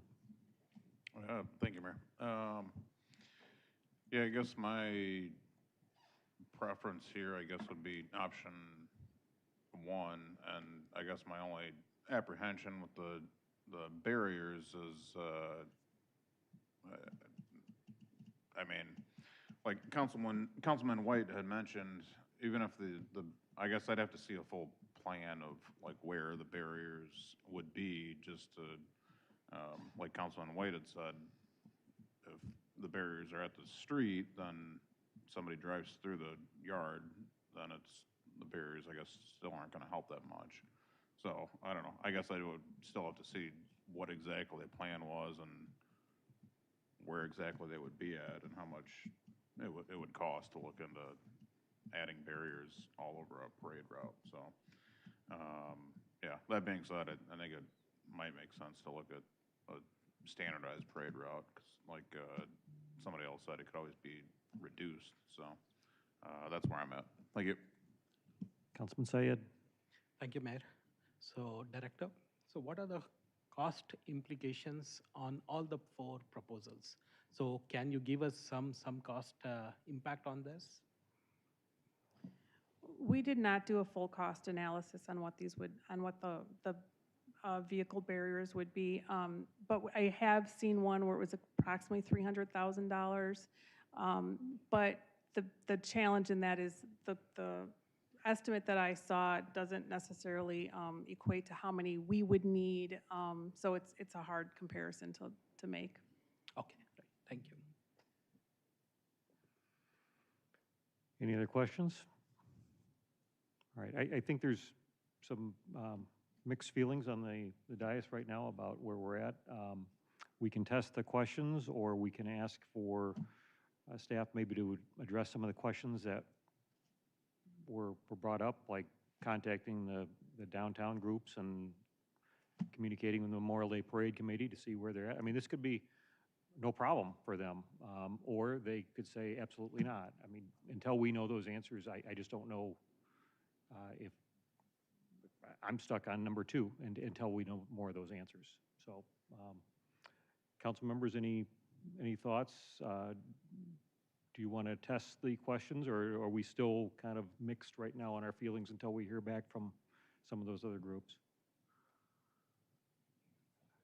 Councilwoman Gibson, you were giving me the peace sign, or number 2? I don't know what. I think I'm for option 2. I think, if our police department is telling us that anti-vehicle barriers would make our events safer, and especially against one of the biggest threats we know to our special events, I think that's a worthwhile expenditure. I share the concerns about changing the parade route. I think right now it's pretty straightforward to go from Naperville Central, or Naperville North, Naperville Central.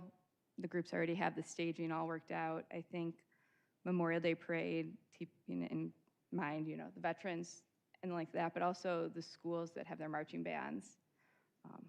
I wasn't in band. I don't know how much work it is to double the length of your parade, but I think that would be asking a lot of the kids who really enjoy those parades. So I don't know if I see much benefit in standardizing a parade route. Councilman Kelly. Thank you, Mayor. Yeah, and I think the real challenge is the staging. It would be hard to just make the Labor Day, St. Patrick's Day shorter, because where do you have all the cars and bands and everything staged for the start? So I don't know, maybe could we have an option 2.5, where we would direct staff to start down the road of letting us know what it would look like to purchase the anti-vehicle barriers, and then also direct staff to have conversations with the event organizers, something less than us giving you direction to really pursue a standardized route, but have the conversations and report back. Maybe like we it. can have 5 that might support a 2B option. Sure. You want to test that question, Councilman? Sure. All right. Councilman White? Just I think this question's worth asking, Chief, as far as the standardized parade route. I would think that you would be able to plan a lot easier if it's the same route each time, but is that a significant muscle movement if we have multiple routes like we currently have, or not? I'd like to get your opinion on that. Deputy Chief? I do think there is benefits to having a standard parade route, like Ms. Marcotis had said, as far as the standardized costs and knowing all that. I do think that we have the capability of working with Ms. Marcotis and possibly coming up with a long route and a short route that would cover the same footprint and accomplish all the goals that you guys are looking for. Thank you. And based on that, I'm fine with 2, but I'd like to hear more from the organizers of the other parades to get their feedback as was suggested up here. So as a minimum option 2, and based on that feedback, we can revisit and maybe go with option 3. Thank you. I think that's it's the 2.5 right now that Councilman Kelly has got, it sounds like. Okay, shall we test option 2.5? Hands in the air in support. I count 7, I think. 6? 7. 7. Okay.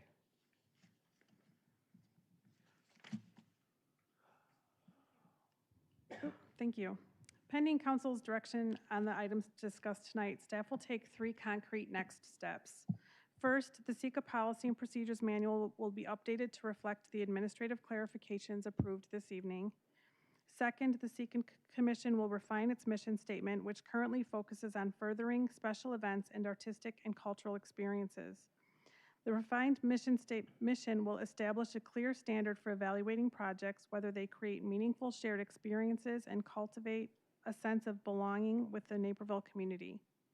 Third, staff will return to council with the completed manual and proposed mission statement for formal consideration and approval. And with that, thank you to the commission and to staff and to this council for your continued investment in Naperville special events and community arts. If you have any other questions or comments? Oh, thank you. We're going to take a 7-minute break. We'll be back at 9:25.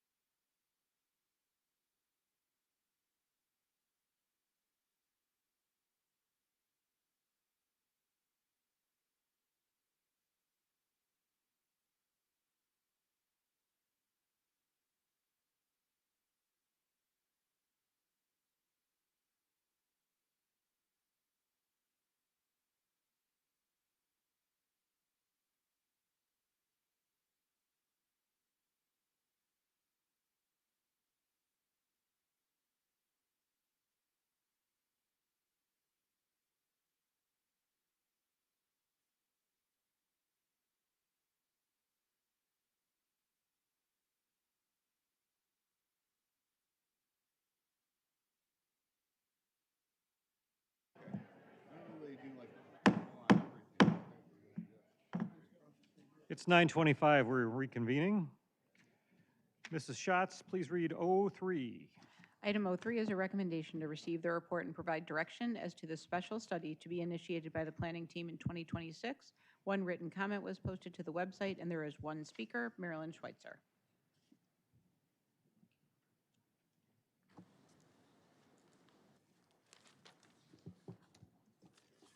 Okay.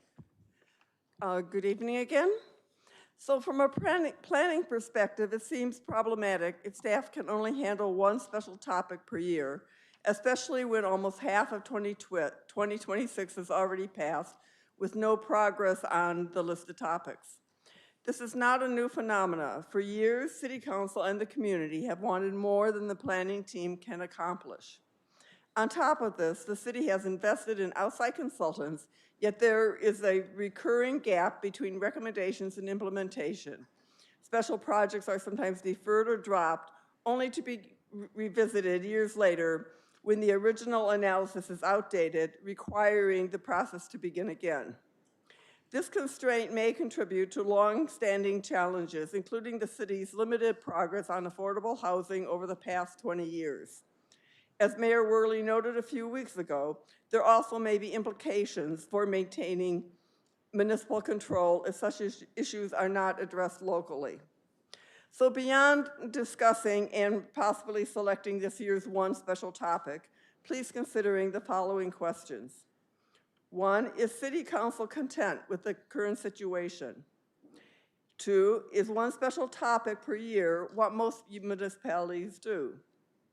3, do municipalities similar to Naperville size allocate 90% of their planning staff time to processing development cases and 50% to all other work?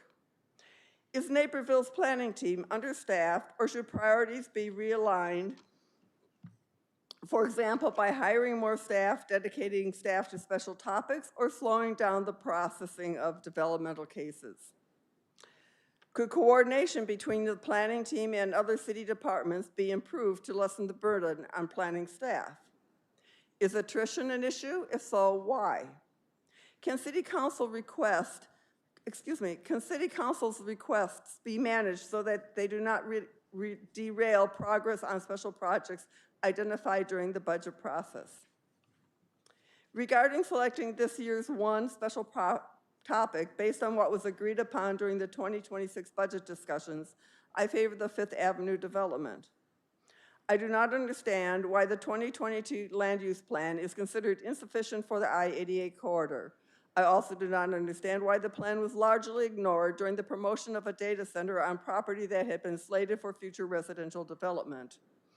Residents' input is not reflected and listed in the implementation. Council direction is also not included in the implementation efforts, which is equally concerning. Not proceeding with Fifth Avenue would effectively waste cost, time, and effort spent last year by staff, council, stakeholders, and residents. The city would add yet another failed attempt on their Fifth Avenue planning to its record. Thank you for your consideration. Thank you. All right, on item O3, I'll take a motion so we can at least get the discussion started. Councilman White?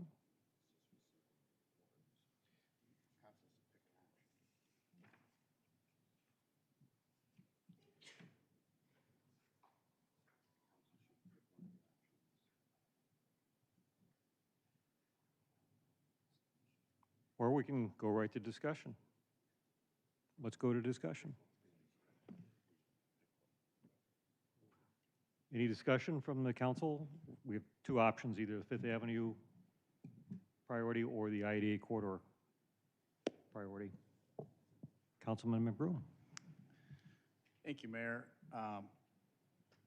You know, I believe the staff when they say that they can't handle these. I mean, these are major projects, so you know, I'd love to do them both at once. But you know, reading the text here, it almost looks like the deciding factor for pursuing the corridor is uncertainty over the Build Act.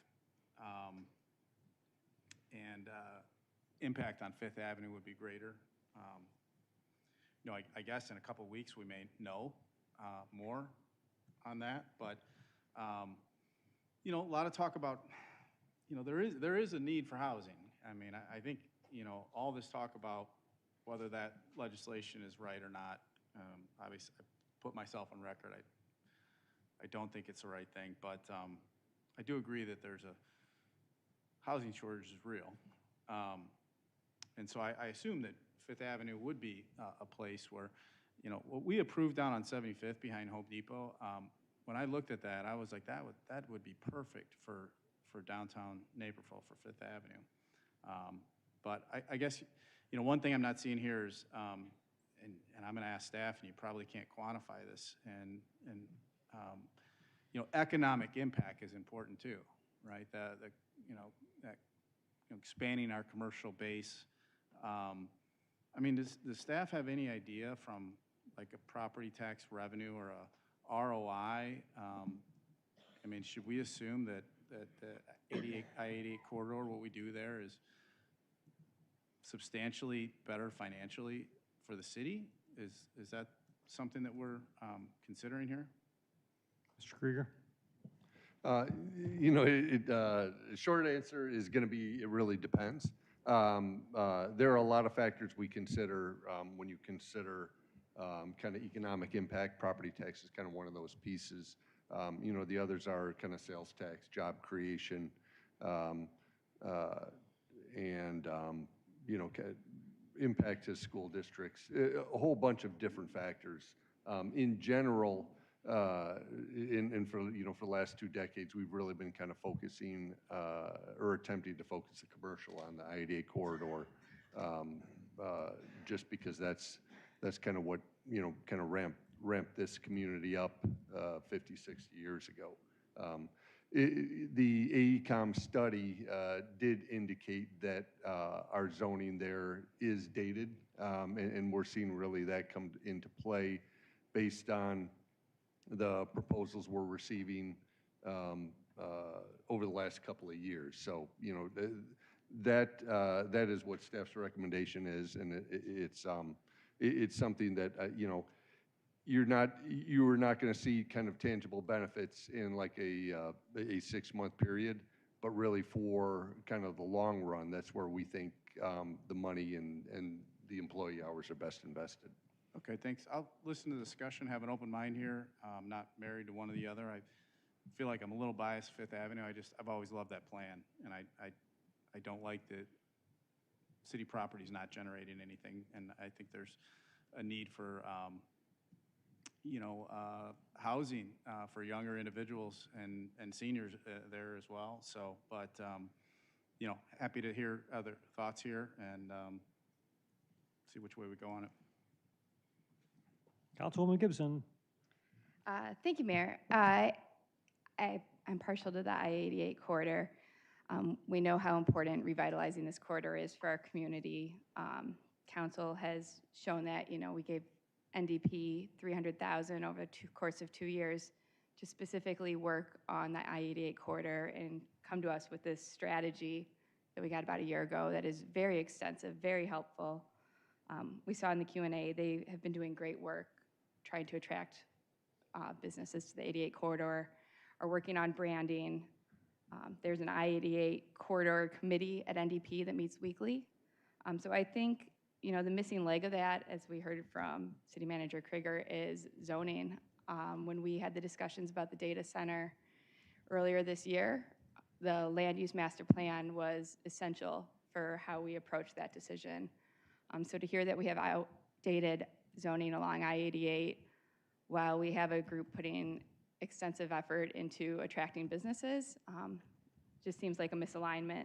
So I'd like to move forward with this special project so that way we can go through the public process, get community input, set zoning and a land use plan for that area.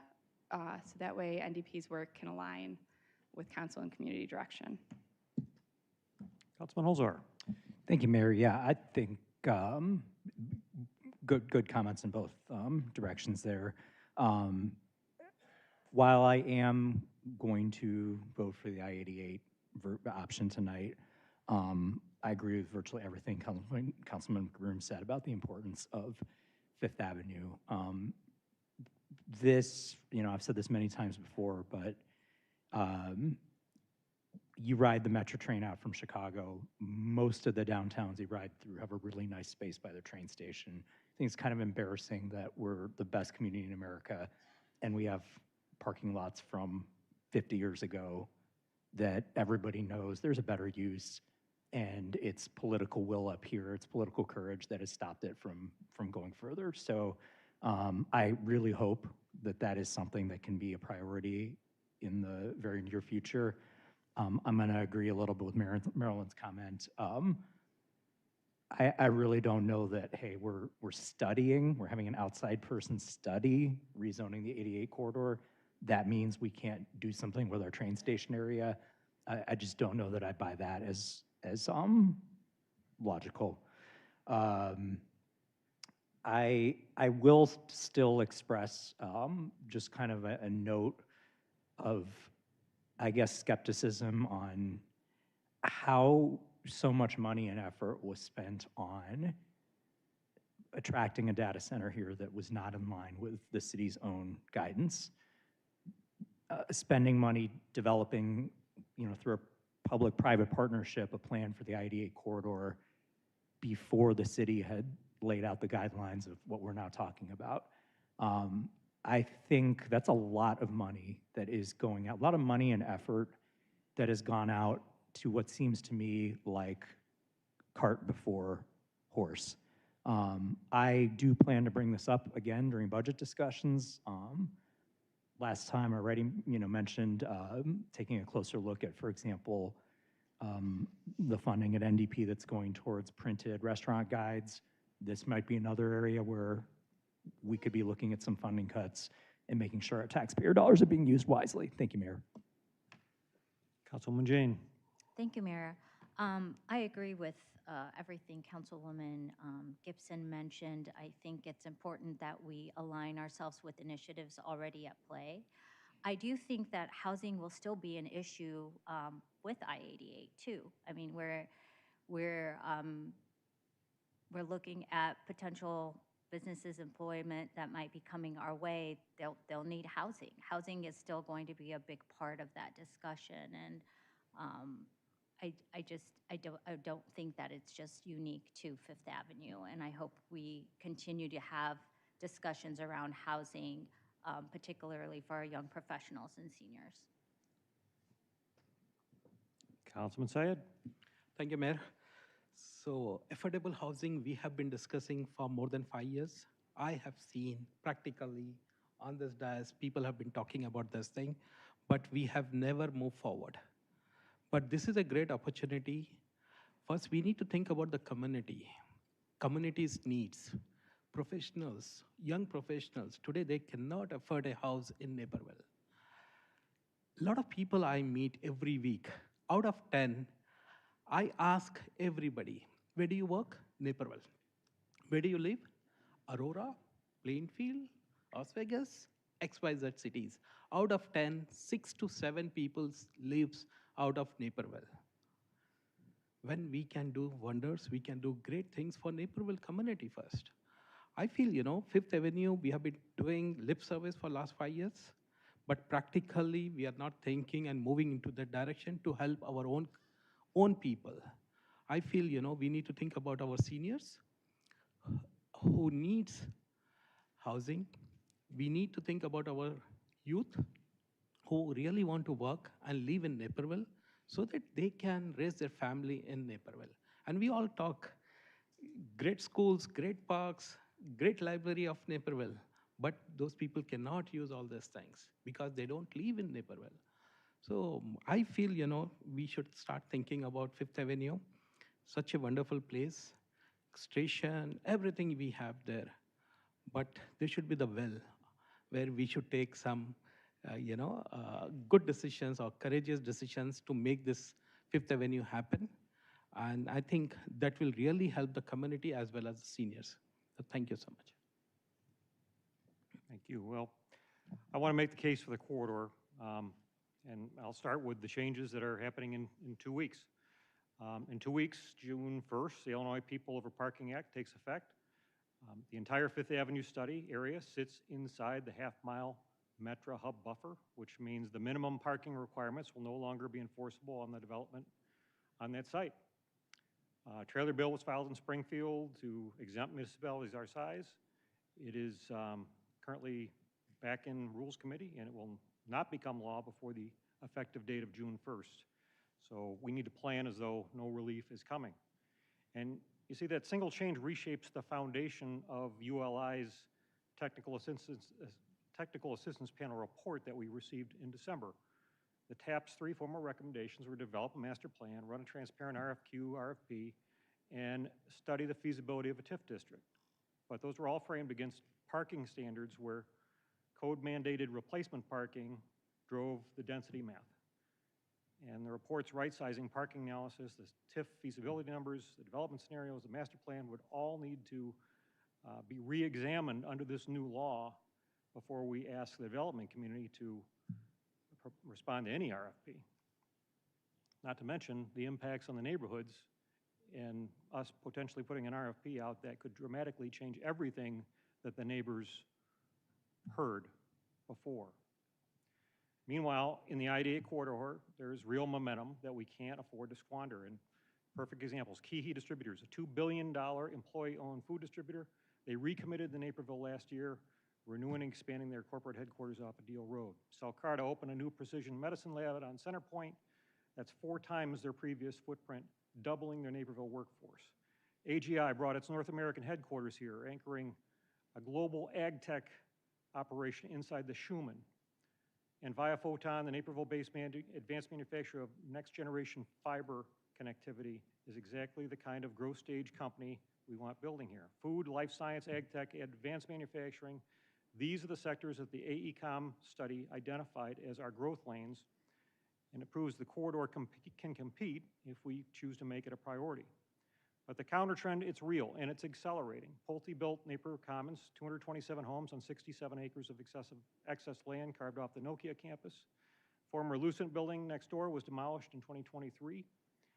And the new plan there is that Pulte will once again be back with requests for more than 260 townhomes and row houses. Northwoods in Naperville is replacing the Illinois Hospital Association building on Warrenville Road with 64 townhomes. Each of these petitions, they arrive with a narrative. It's vacant office, post-pandemic market, balance of supply and demand. But the cumulative effect is a quiet, parcel-by-parcel rewrite of what the corridor is for. And the AECOM study warned us very plainly, without a cohesive strategy, the market keeps delivering moderate density residential and single-use commercial in a sea of parking.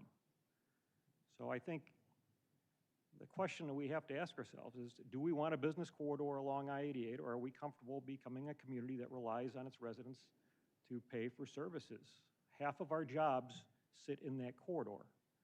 And if we can keep converting at one office park at a time, we lose the income tax share from those jobs that they generate for the city. We lose the sales tax activity that supports our restaurants and retail. And we add demand on our schools and public services without the commercial base that has historically paid for them.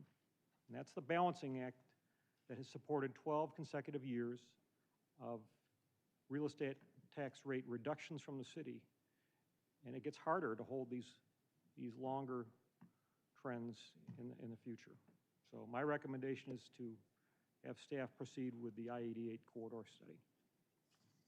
Is there a motion? Councilman White?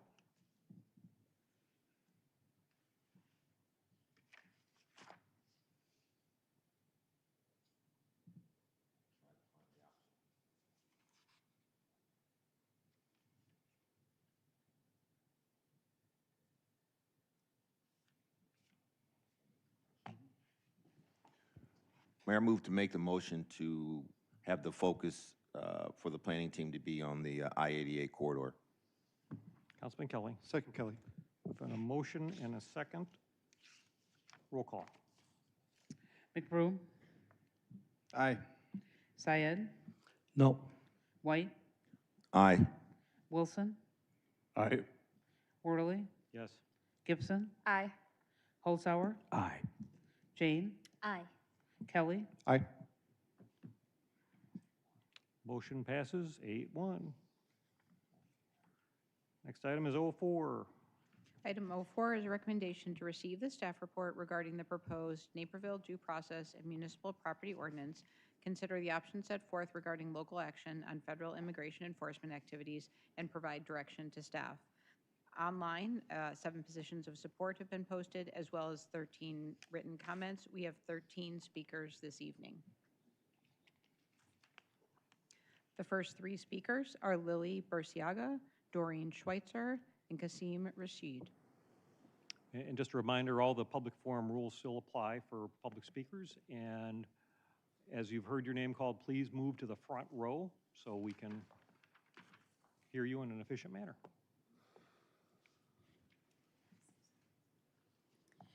Good evening, Mayor, City Council members.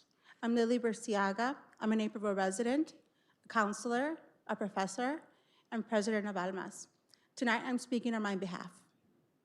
As both an educator and community leader, I want to recenter the conversation around accurate information and clear distinctions, because public discussion about legal and constitutional issues matter. And our community, especially our young people and families, are listening closely to how these conversations are being framed.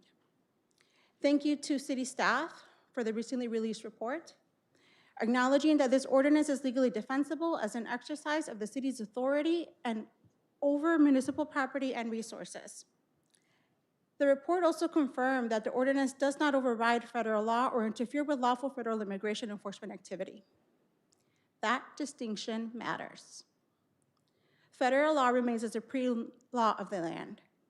This ordinance is not about overriding federal authority or preventing lawful federal enforcement. It is about how Naperville chooses to manage municipal property and resources locally.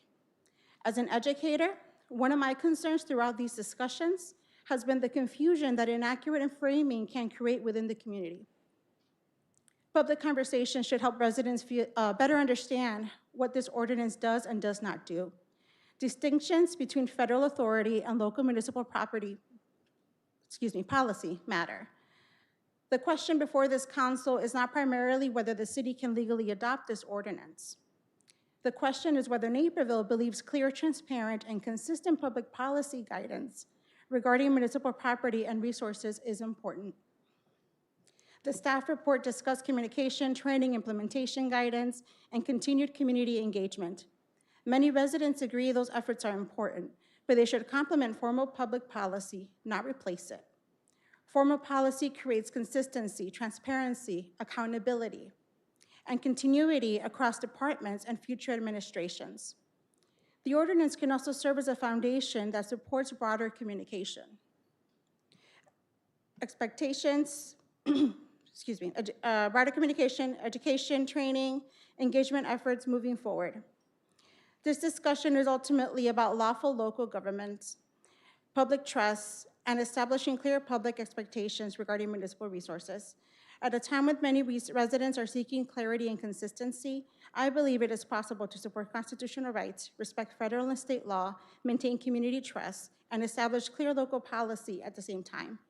I respectfully urge the council to move forward with option 1, while also continuing the broader communication, education, implementation, advocacy, and community engagement efforts identified throughout the staff report and option 3 recommendations. Thank you.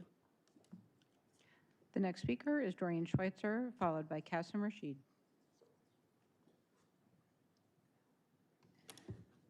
Good evening. I believe that this ordinance is long overdue. Naperville needs to take action to support our immigrant neighbors, especially in light of some of the things that took place here last summer. I live next door to the Park District building in downtown Naperville, and every day I see Park District employees coming to work and making sure that our neighborhood parks, the Riverwalk, and all the Park District properties look great. Many doing this work are Latino. Some are other minorities, and although they are all required to be of legal status, the ICE and DHS activities of last summer have shown us that legal status doesn't stop people from being detained. the very least we should be doing is making sure city employees are safe when they come to work on our city property.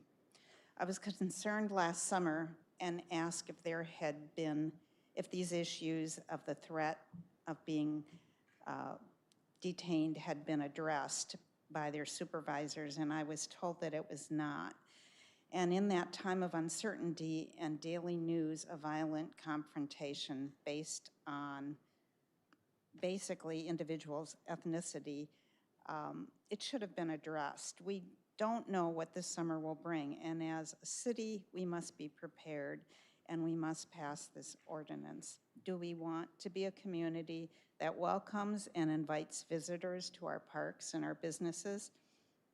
Do we want our businesses to be able to thrive knowing that customers and employees will feel safe coming to our town? How can businesses function if its employees are afraid to come to work or their customers are staying home in fear? This is an economic concern as well as an ethical concern. We should join many other Illinois communities such as Aurora, LaGrange, Oak Park, Evanston, and Carpentersville who have passed similar measures. We should make a collective statement with other communities based on our values and a belief in constitutional rights as well as moral right. When we said the Pledge of Allegiance at the beginning of the meeting tonight, it said with liberty and justice for all. After all, one of the 7 virtues is welcoming immigrants. We should build strength in our community, a community where we welcome and respect everyone. Thank you. Please vote to pass this ordinance. Thank you. Next speaker. The next speaker is Kasim Rashid, followed by Signe Gleason and Giselle Rodriguez. Good afternoon, Mayor, City Council. My name is Kasim Rashid. I'm a human rights lawyer who works right here in Naperville. And in addition to the comments made by my colleagues, I just want to talk about a few concerns that I've seen raised about this ordinance. One, I think the city staff has already addressed the supremacy clause issue. This is not a non-issue here. This ordinance would not supersede the U.S. Constitution by any stretch of the imagination. The fact remains the Supreme Court has already settled this in Prince versus United States in 1997, that we cannot have a federal government and have local authorities enforce federal law. So this is not a supremacy clause issue. Moreover, what we're talking about is requiring a judicial warrant. So this ordinance is actually calling on the upholding of the Fourth Amendment. The problem with ICE right now is we have ICE memos that are clear that they no longer require warrants to conduct searches and seizures, to go into people's homes. This should frighten anyone, regardless of whether you're a staunch Republican or a staunch Democrat or anywhere in between. If we are violating the Fourth Amendment, we are undermining the basic due process of what makes this a functioning democratic republic.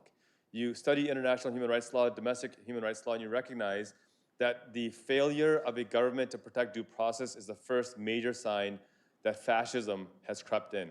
And so it is critical that on a local level, we maintain and require there to be due process of law. And finally, there is historical precedent about this in combating the atrocities of apartheid South Africa. It was municipalities that led the charge nationwide to divest their investments from apartheid South Africa. They were called unconstitutional by federal legislators. In fact, the pressure became so powerful on the municipal level that it helped pass Congress and override a veto by President Reagan. And now, historically, we looked at those municipalities, nearly 1,000 of them, who took the lead on this, where the federal government was failing, and we recognized that they were on the right side of history. That is what we're calling for here. And finally, I'll make the economic argument as well. The latest economic study shows that as a result of ICE arbitrarily arresting people, there have been 5 billion fewer visits to retail stores. This is crushing our small businesses, is destroying our economy. And now we have the benefit of hindsight. We know from DHS's own data that last summer in Chicago, 97.4% of the people that they arbitrarily arrested had no criminal record whatsoever. We have the data, we have the Constitution, we have the economic argument. All we need is your moral courage to vote to pass this ordinance so people in Naperville know that this is a city that will uphold due process of law. uphold the Constitution, and say no in the face of fascism, not because it's a Republican or Democratic priority, but because it is an American and constitutional priority. Thank you.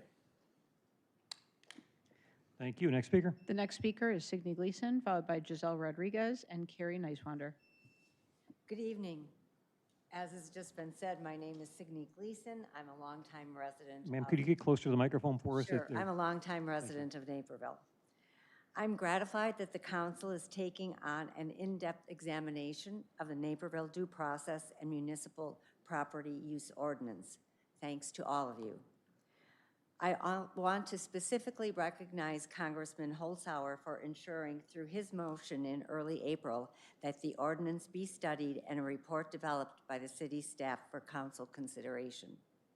I also want to acknowledge City Attorney Mike DeSantis, who listened to and engaged with residents who championed the ordinance. Tonight, I am urging the council to endorse option 1 proposed by the staff. Moving forward with and passing the ordinance gives legal heft to its intent and goal to safeguard city-owned and controlled property from use by ICE. Further, the ordinance calls for documentation of any violation of the ordinance by ICE personnel. Such documentation will educate our community, which in turn can serve to promote community engagement. Additionally, documentation of abuse and disregard of the law at the city, state, and federal level has been shown to be a valuable tool in judicial proceedings. I further endorse adoption of option 3. It is compatible with adoption of the ordinance and will further identify Naperville as a leader in addressing the disregard of our constitutional rights in our state and our nation. I want to emphasize that this ordinance is nonpartisan. It should not be viewed from a partisan lens. Rather, it is about the dignity, safety, and security of all who live and work in Naperville. I ask, who can oppose, who will vote against that? Thank you. Thank you. Next speaker. The next speaker is Giselle Rodriguez, followed by Carrie Neiswander. Good evening, Mayor, members of the City Council. My name is Giselle Rodriguez, and I'm the Executive Director of Illinois Workers in Action, also known as IWA. Illinois Workers in Action serves workers and immigrant families across Illinois, including residents here in Naperville. Through our work, we provide education, connect families to resources, support workers facing challenges in the workplace, and help community members navigate systems that can often feel difficult and overwhelming. I am here today in support of the proposed due process and municipal property ordinance. I want to begin by acknowledging something important. This conversation is not about preventing lawful federal immigration enforcement, and it is not about placing the city in conflict with federal law. The recent released staff report self-recognizes that this ordinance is legally defensible because it establishes how Naperville chooses to use its own municipal property and resources. At its core, this is about good governance. Policies matter because they create consistency, transparency, and accountability. While some have suggested that these issues could simply be handled internally by departments or administrative practices, internal approaches can shift over time. Leadership changes, staff changes, and priorities change. Codified policy creates clarity that extends beyond any one administration or department. It gives residents, city staff, and future leaders a clear understanding of expectations and standards. It ensures that people are not left guessing how decisions will be made or how municipal resources will be used. We often create ordinances not because we expect a problem every day, but because communities function better when guidance is clear before uncertainty arises. Clear standards help avoid confusion and inconsistencies later. Naperville would not be acting alone in adopting this approach. Other municipalities throughout Illinois have already adopted similar measures and have chosen to establish clear standards around the use of municipal resources and property. Naperville has the opportunity to join communities that have chosen clarity, transparency, and accountability. Supporting this ordinance also does not close the door to future conversation. It does not prevent additional policies, training, or community protections from being considered later. In many ways, this can serve as a foundation, a first step that establishes direction while also allowing the city to continue strengthening its approach over time. At the end of the day, residents should be able to trust that policies are clear, applied consistently, and remain in place regardless of who is in leadership years from now. I encourage the council to support this ordinance and continue building a community grounded in transparency, due process, and clear public standards. Thank you for your time and consideration. Thank you. Next speaker. The next speaker is Carrie Neiswander, followed by Jane Bergerman and Yulisa Sanchez Peña.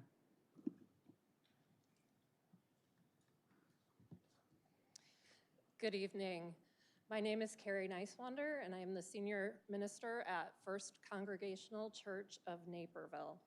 I want to tell you about something that happened at our church just this past fall. For those of us who are people of faith, especially those of us in the Judeo-Christian tradition, the call to care for immigrants is very explicit and unequivocal in our scriptures. We're called to welcome the stranger and to show love to all God's children. And so at our church, we decided to hold an immigration event so that we could learn how to be better allies to our immigrant neighbors.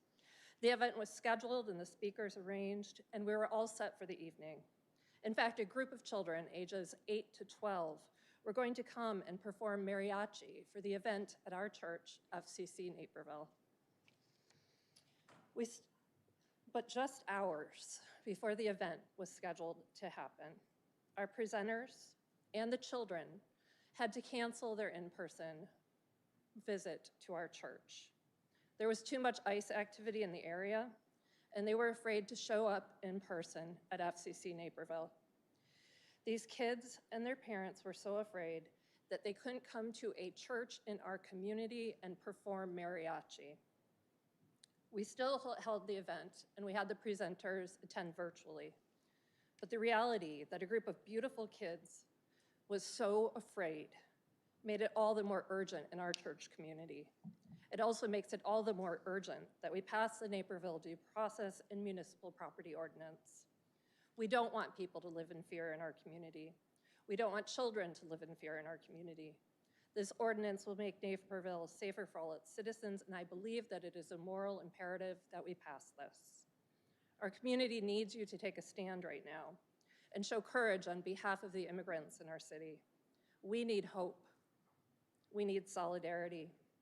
We need our leaders to show that they care for the most vulnerable among us. It is my hope that you will pass this ordinance as we seek to make Naperville a safe place for all God's children. Thank you. Thank you. Next speaker. The next speaker is Jane Bergerman, followed by Yulisa Sanchez Peña and Marilyn Schweitzer. Good evening. Today I completed the detailed online city survey. It's really thorough, and I expect it's going to show that we have a great city, and we do.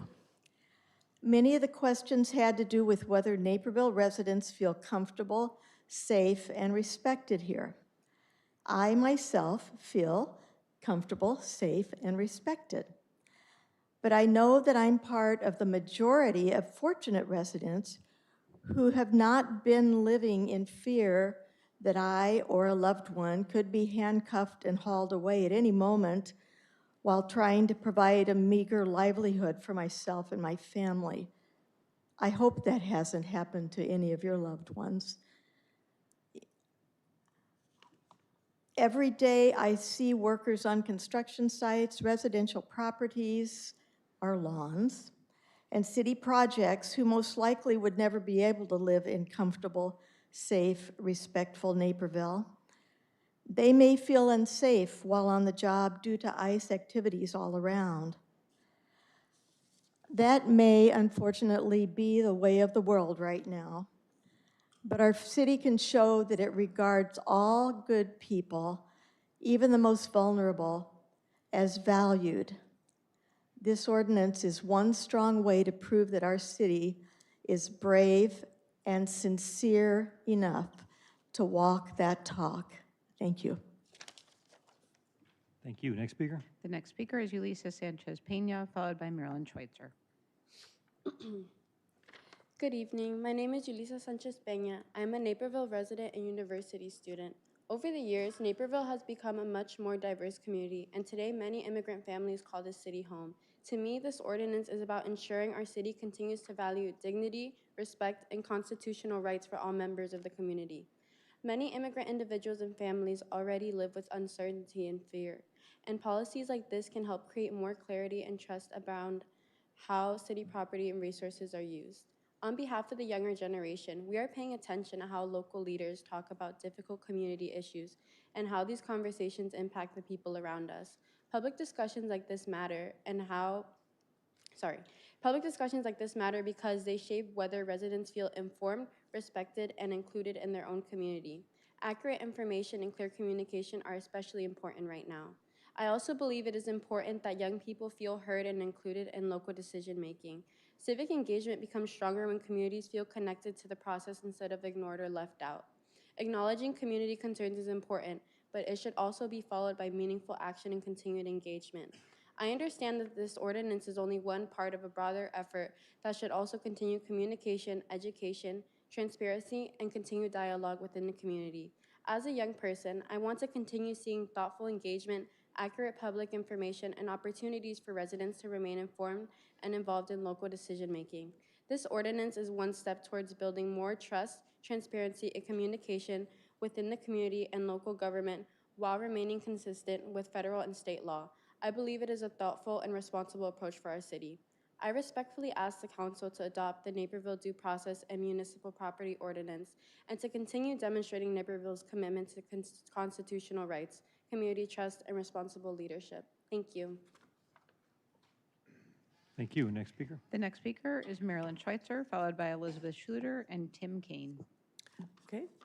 I offer a poem by Rudy Francisco.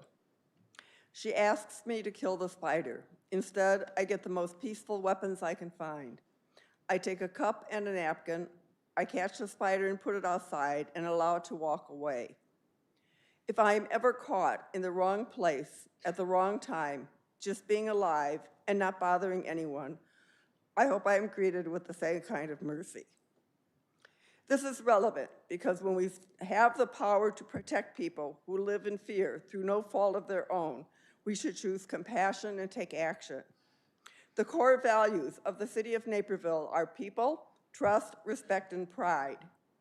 Fear undermines every one of those values. It erodes trust in institutions, damages community relationships, and weakens the sense of belonging that makes Naperville strong. The stories we've heard and read about here regarding intimidation, discriminatory profiling, and the lack of due process are real. Their impact is painful and lasting for members of this community.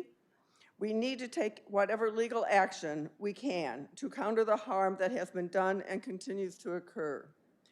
As you consider the options regarding the proposed due process municipal ordinance, I urge you to proceed with options 1, 2, and 3, as they are not mutually exclusive. An ordinance provides clarity, accountability, and consistent reporting. A resolution publicly affirms the city's values and intent, and pursuing legislative initiatives recognizes that this is not merely a local issue. It is a national one that reflects on who we are as Americans. I'm saddened that measures like these are even necessary at all, but given the current reality, we need to choose clarity, accountability, and compassion. Thank you. Thank you. Next speaker. The next speaker is Elizabeth Schluter, followed by Tim Kaine and Elizabeth Navarro. Good evening. My name is Elizabeth Schluter. Thank you to the city staff and Mr. DeSanto for your work on the Naperville Due Process and Municipal Property Use Ordinance. This ordinance is not about Naperville interfering with immigration enforcement, nor is it a symbolic or political ordinance. The ordinance is narrow, lawful, and focused on municipal property and resources. Since April, 18 more people have died in ICE custody due to neglect or homicide.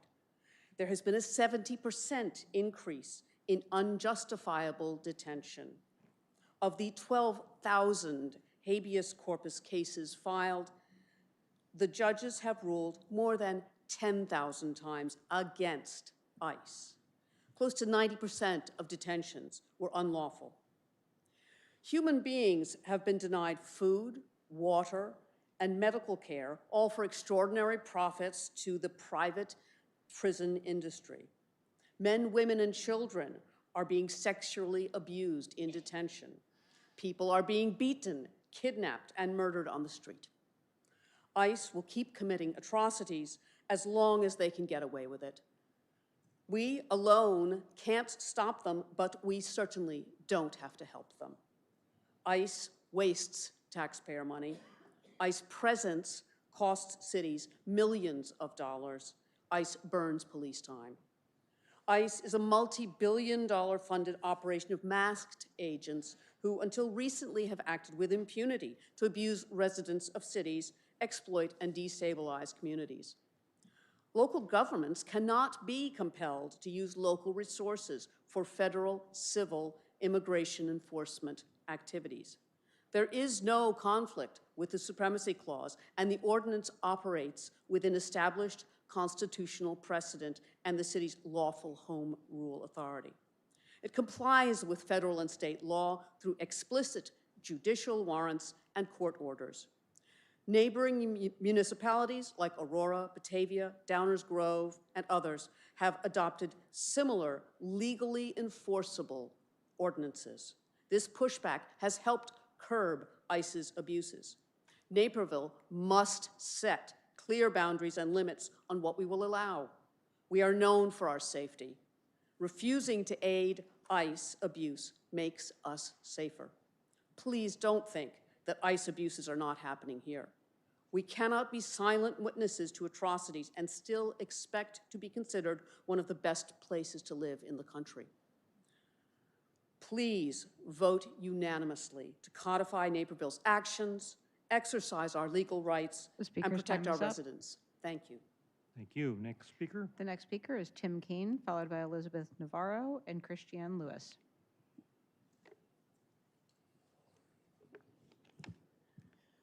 Good evening, Mayor Worley and members of the council. My name is Tim Kaine. I'm here tonight in support of the Naperville Due Process and Municipal Property Ordinance. I don't live in Naperville, but I spend a lot of time here. I volunteer here. I seem to find myself at both Costco's on a weekly basis. My barber is an immigrant who has built a loyal business here, and many of the restaurants I regularly go to are immigrant-owned, funding those food and beverage coffers we discussed tonight. I truly think every time I step foot in Naperville, I engage with immigrants who have invested in this community, created jobs, and are part of why I care about Naperville. On President's Day in February, I was at the Washington Street Bridge with Naperville students who took to the streets downtown to exercise their freedom of speech and protest ICE activity in their community. I saw their motivation and heard their voices. Naperville is a leader in the Chicago suburbs, its schools, its economy, and its reputation. Villa Park, Downers Grove, Aurora, and all the cities been mentioned here tonight have already adopted ordinances like this one. People pay attention to what this city does, and that's exactly why this moment calls for clarity and leadership from this council. We all know what happened during Operation Midway Blitz, and it continues to this day, just a little more quietly. We know this isn't a solution to our problems. We can see the problems it creates in the headlines and in our streets. Tear gas in the suburbs, US citizens detained, restaurants losing business, civil rights lawsuits.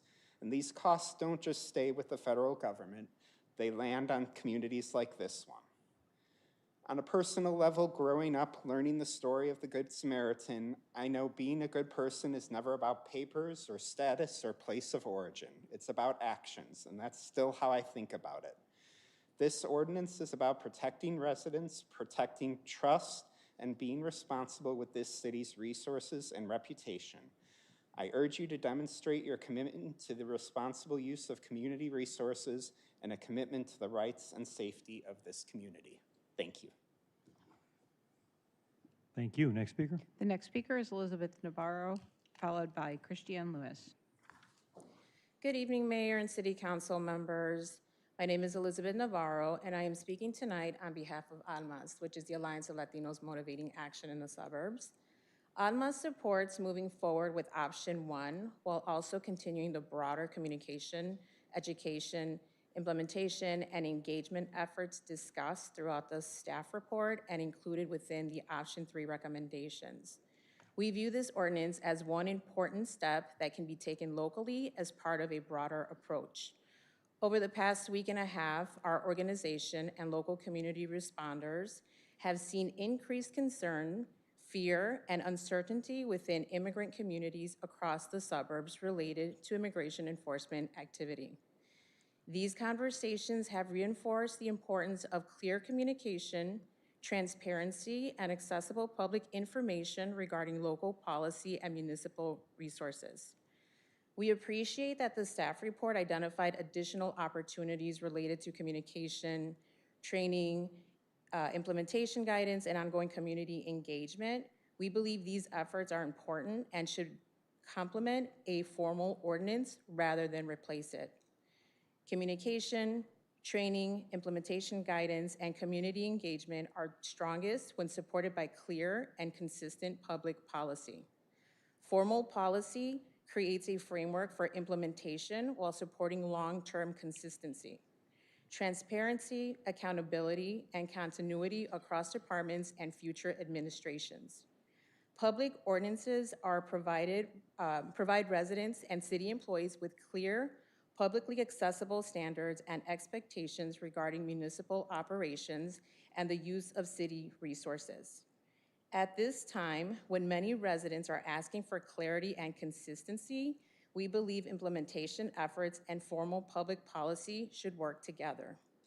We respectfully urge the council to move forward with option 1 while continuing broader communication, implementation, education, and engagement efforts moving forward. Thank you for your time. Thank you. Next speaker. The final speaker is Christiane Lewis. Hello, my name is Christiane Lewis, and I am speaking tonight in support of the Naperville Due Process and Municipality Property Ordinance. I may not live in Naperville, but my constituents may be in another area of DuPage, but I do volunteer by teaching students from Naperville at a local mental health center, and I hear their fear, stories, and worries. I echo the great points of the speakers before me, but additionally, we as elected officials are elected as representatives of the people.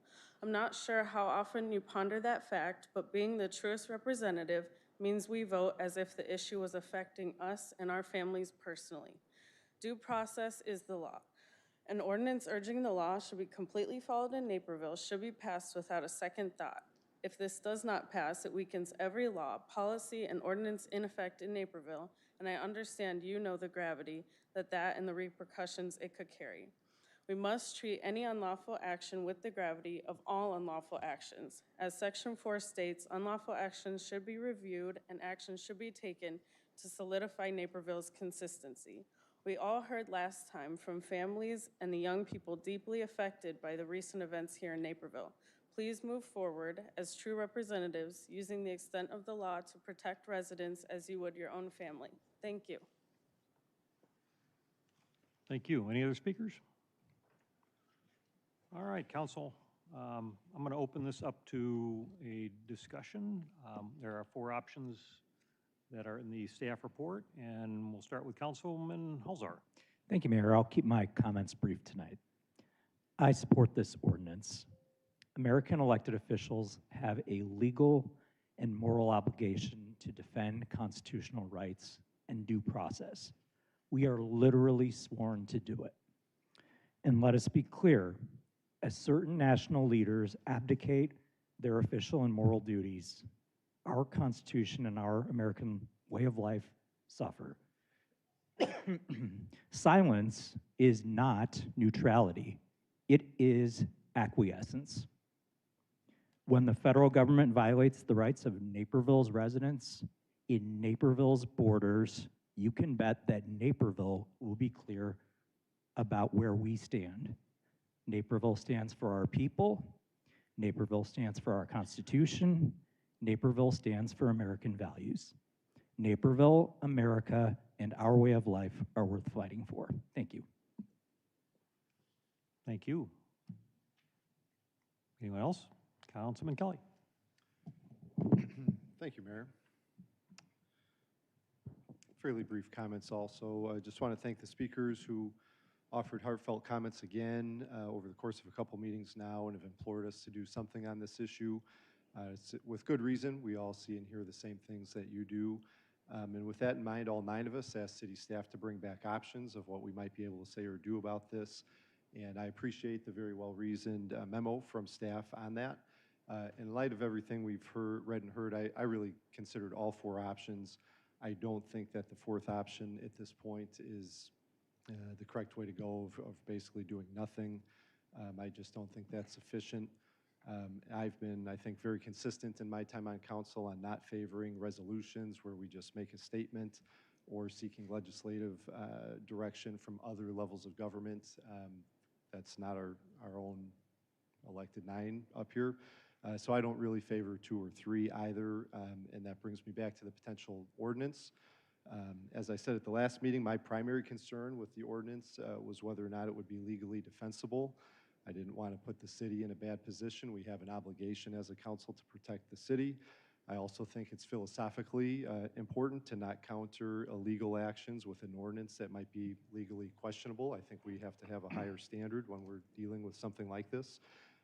So I was pleasantly surprised, to be honest, to read in the agenda that it's our city's attorney's opinion that the specific ordinance we're now considering at this moment, which is slightly different than some that other cities have passed and what was presented to us last year, is legally defensible, at least in part because it contains clauses prioritizing compliance with state and federal law. And in light of that, I'm much more comfortable with proceeding with an ordinance.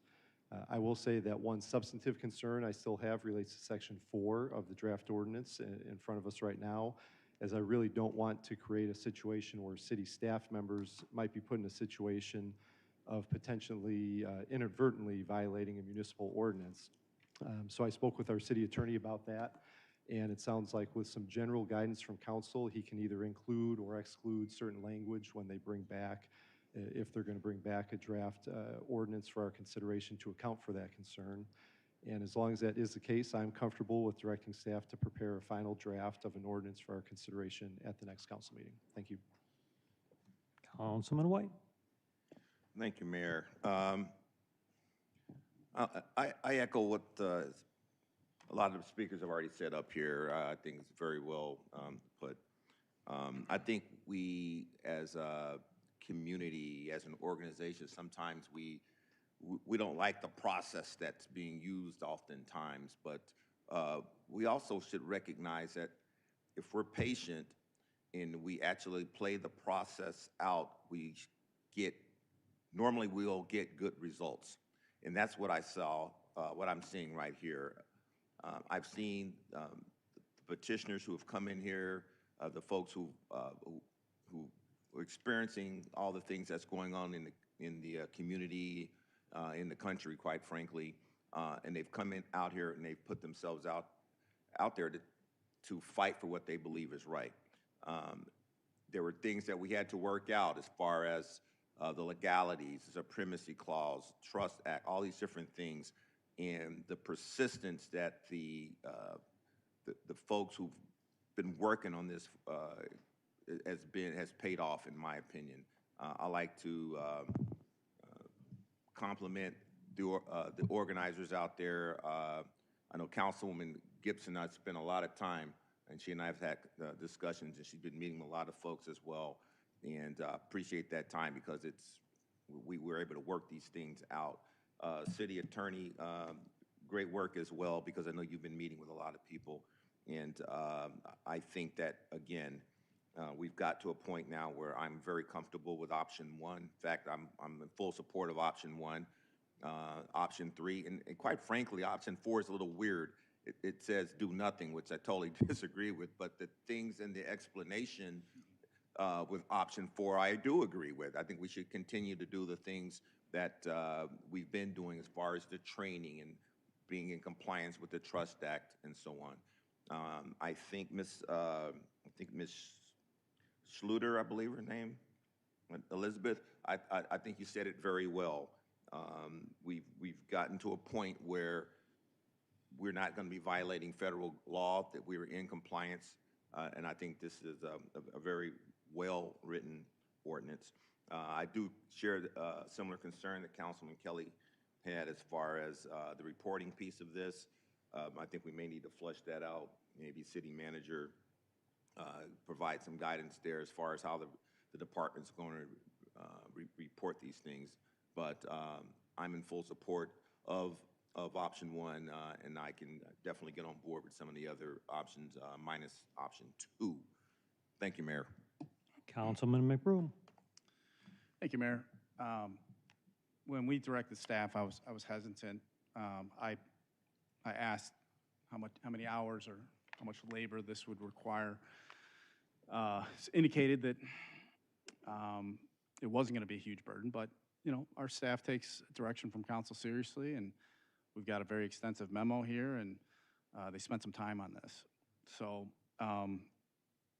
and this conclusion that this ordinance, the reason why we could do this now is there wouldn't be a consequence.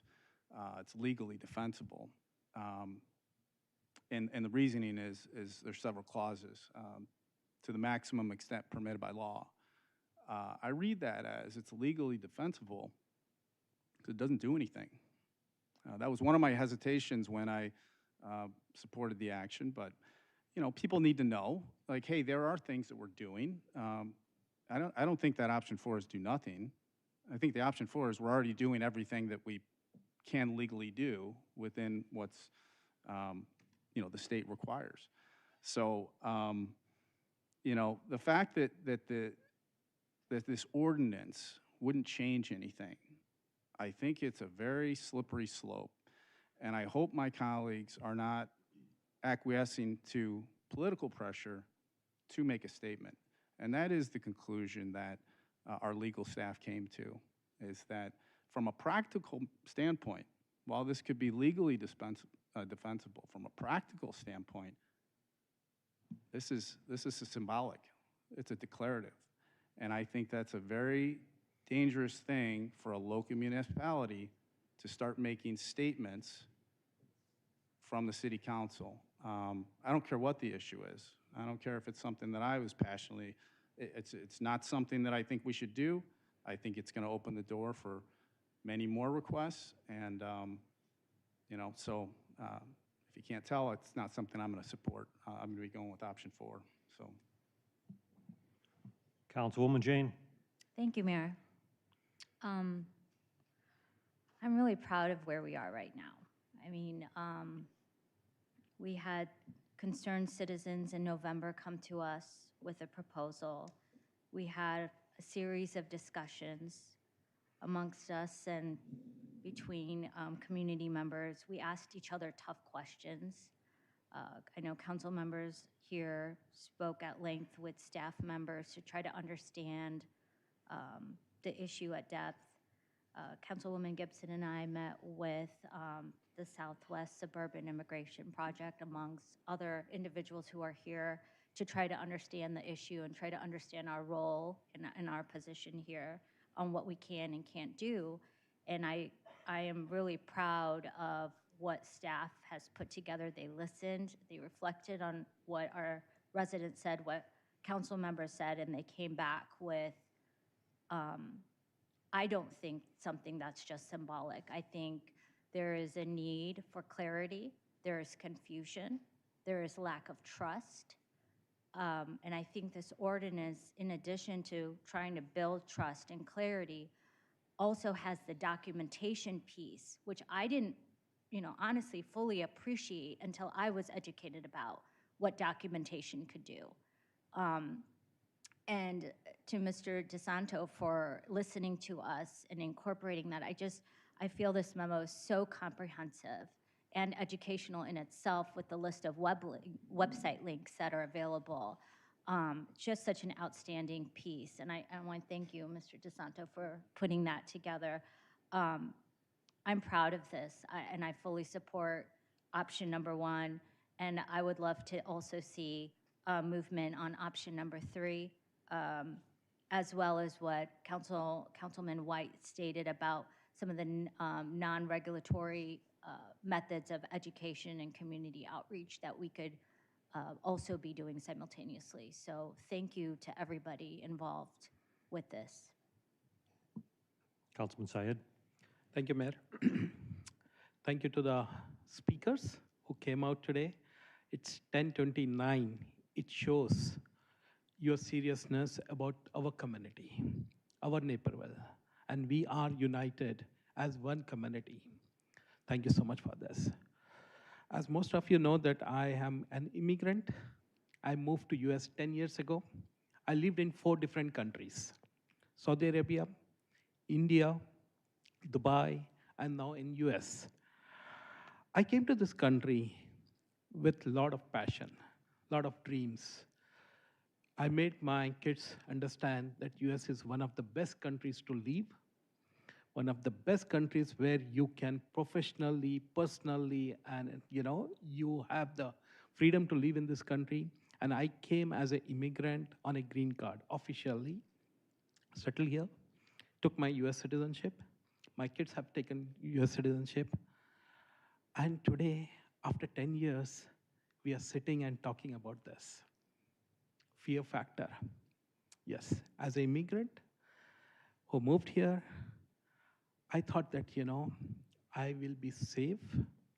I will be like you all, but no way. I feel the factor. And today when I go out, I tell myself and my kids, carry your 2 IDs with you, always. We don't know who will stop us, what will happen to us because of our skin color, because of name, because of faith, because of anything, So that fear factor, I can see what is happening in last 1.5 year because of ICE. So ICE are tearing our families, tearing apart our families, our communities. And I see ICE being here locally in our Naperville area. And recently I saw some of the videos in Aurora, what had happened. So as a community, we have to take care of each other. And I want to support definitely this, And I met with so many people. I spoke to you all. I spoke to staff. And last week we had a good discussion about this thing with the staff. And I also spoke to council members about this. And I feel, we all should come united and support option 1. So I will be supporting for option 1. Thank you. Councilwoman Gibson. Thank you, Mayor. I'll keep it brief. Thank you to everybody that came tonight. But most importantly, thank you to everybody who has continued to show up over the last probably 9 months to a year. I know many of you, particularly the Almas team, have worked on lots of iterations of this ordinance to get it where it is today. And I appreciate our staff's effort as well. So I will be supporting option 1. I'd also like to point out earlier in the memo, or up top of the memo, staff outlines the training that we've done, so that way if there are interactions with immigration enforcement, our staff knows the appropriate legal way to handle it. I believe Ms. Schweitzer brought it up as well. So I appreciate staff's efforts on that. In addition to supporting 1, I don't think it needs part of the motion, but that's something that I would ask that we make sure we stay on top of and it's really thorough. Because I think we need to think beyond the ordinance, concrete things that we can continue to do to make sure we're keeping our community safe. So thank you to the community for your work on this, staff for your work on this. I look forward to supporting it. All right, I want to thank all of the speakers, not just tonight, but who have been at the previous meetings for weighing in on this issue, which is at the dais here tonight. And I also want to thank our city attorney, Mr. DeSanto, as you've heard. I think he did an outstanding job on the report. It's thorough, it's grounded in the law, and it makes one thing clear. Naperville is already doing what federal and state law requires of us and more. I believe that Naperville's reputation as one of the safest cities in America was built on the premise that politics have no place in public safety. And I don't see why we would deviate from that track record. As the staff report concludes, the practical effect of this ordinance would be largely declarative and symbolic. It would not prevent federal agents from operating on public sidewalks, streets, or open public forums. But declarative and symbolic does not mean consequence-free. The ordinance points to existing municipal property and trespass authority as its enforcement mechanism. And in plain terms, that means when someone believes ICE is staging on a city lot or in a city facility, the call will likely come to Naperville Police Dispatch, and a police officer will be dispatched to respond. That officer will then be tasked with trying to navigate a municipal ordinance on one side and federal agents acting under federal authority on the other. I know the answer to that concern will be that the ordinance applies only to the maximum extent permitted by law. While that language may protect the city in court, it does not protect our officers in the field who must make a judgment in real time when the call comes in while balancing their general orders, the Trust Act, and the Constitution they were sworn to uphold, all while being recorded. On top of that, Section 4 imposes new ongoing documentation obligations on every city department, something staff noted is better handled through administrative policy than locked into our municipal code. I believe that the #1 job of local government is to keep you and your family safe and to have all of our staff act with professionalism, compassion, respect, and in accordance with the laws we're all bound to follow.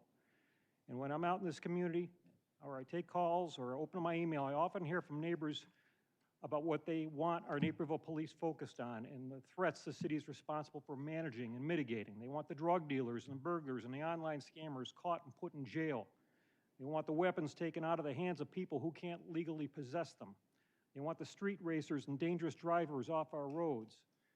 They want the teen takeovers that lead to violence quickly stopped. And they want their schools and their places of worship protected from acts of hate and terrorism. I could go on, but I want our police officers focused on the emerging and the ongoing local threats that no one else can address for Naperville. And that is what municipal government can deliver and what we should be focused on.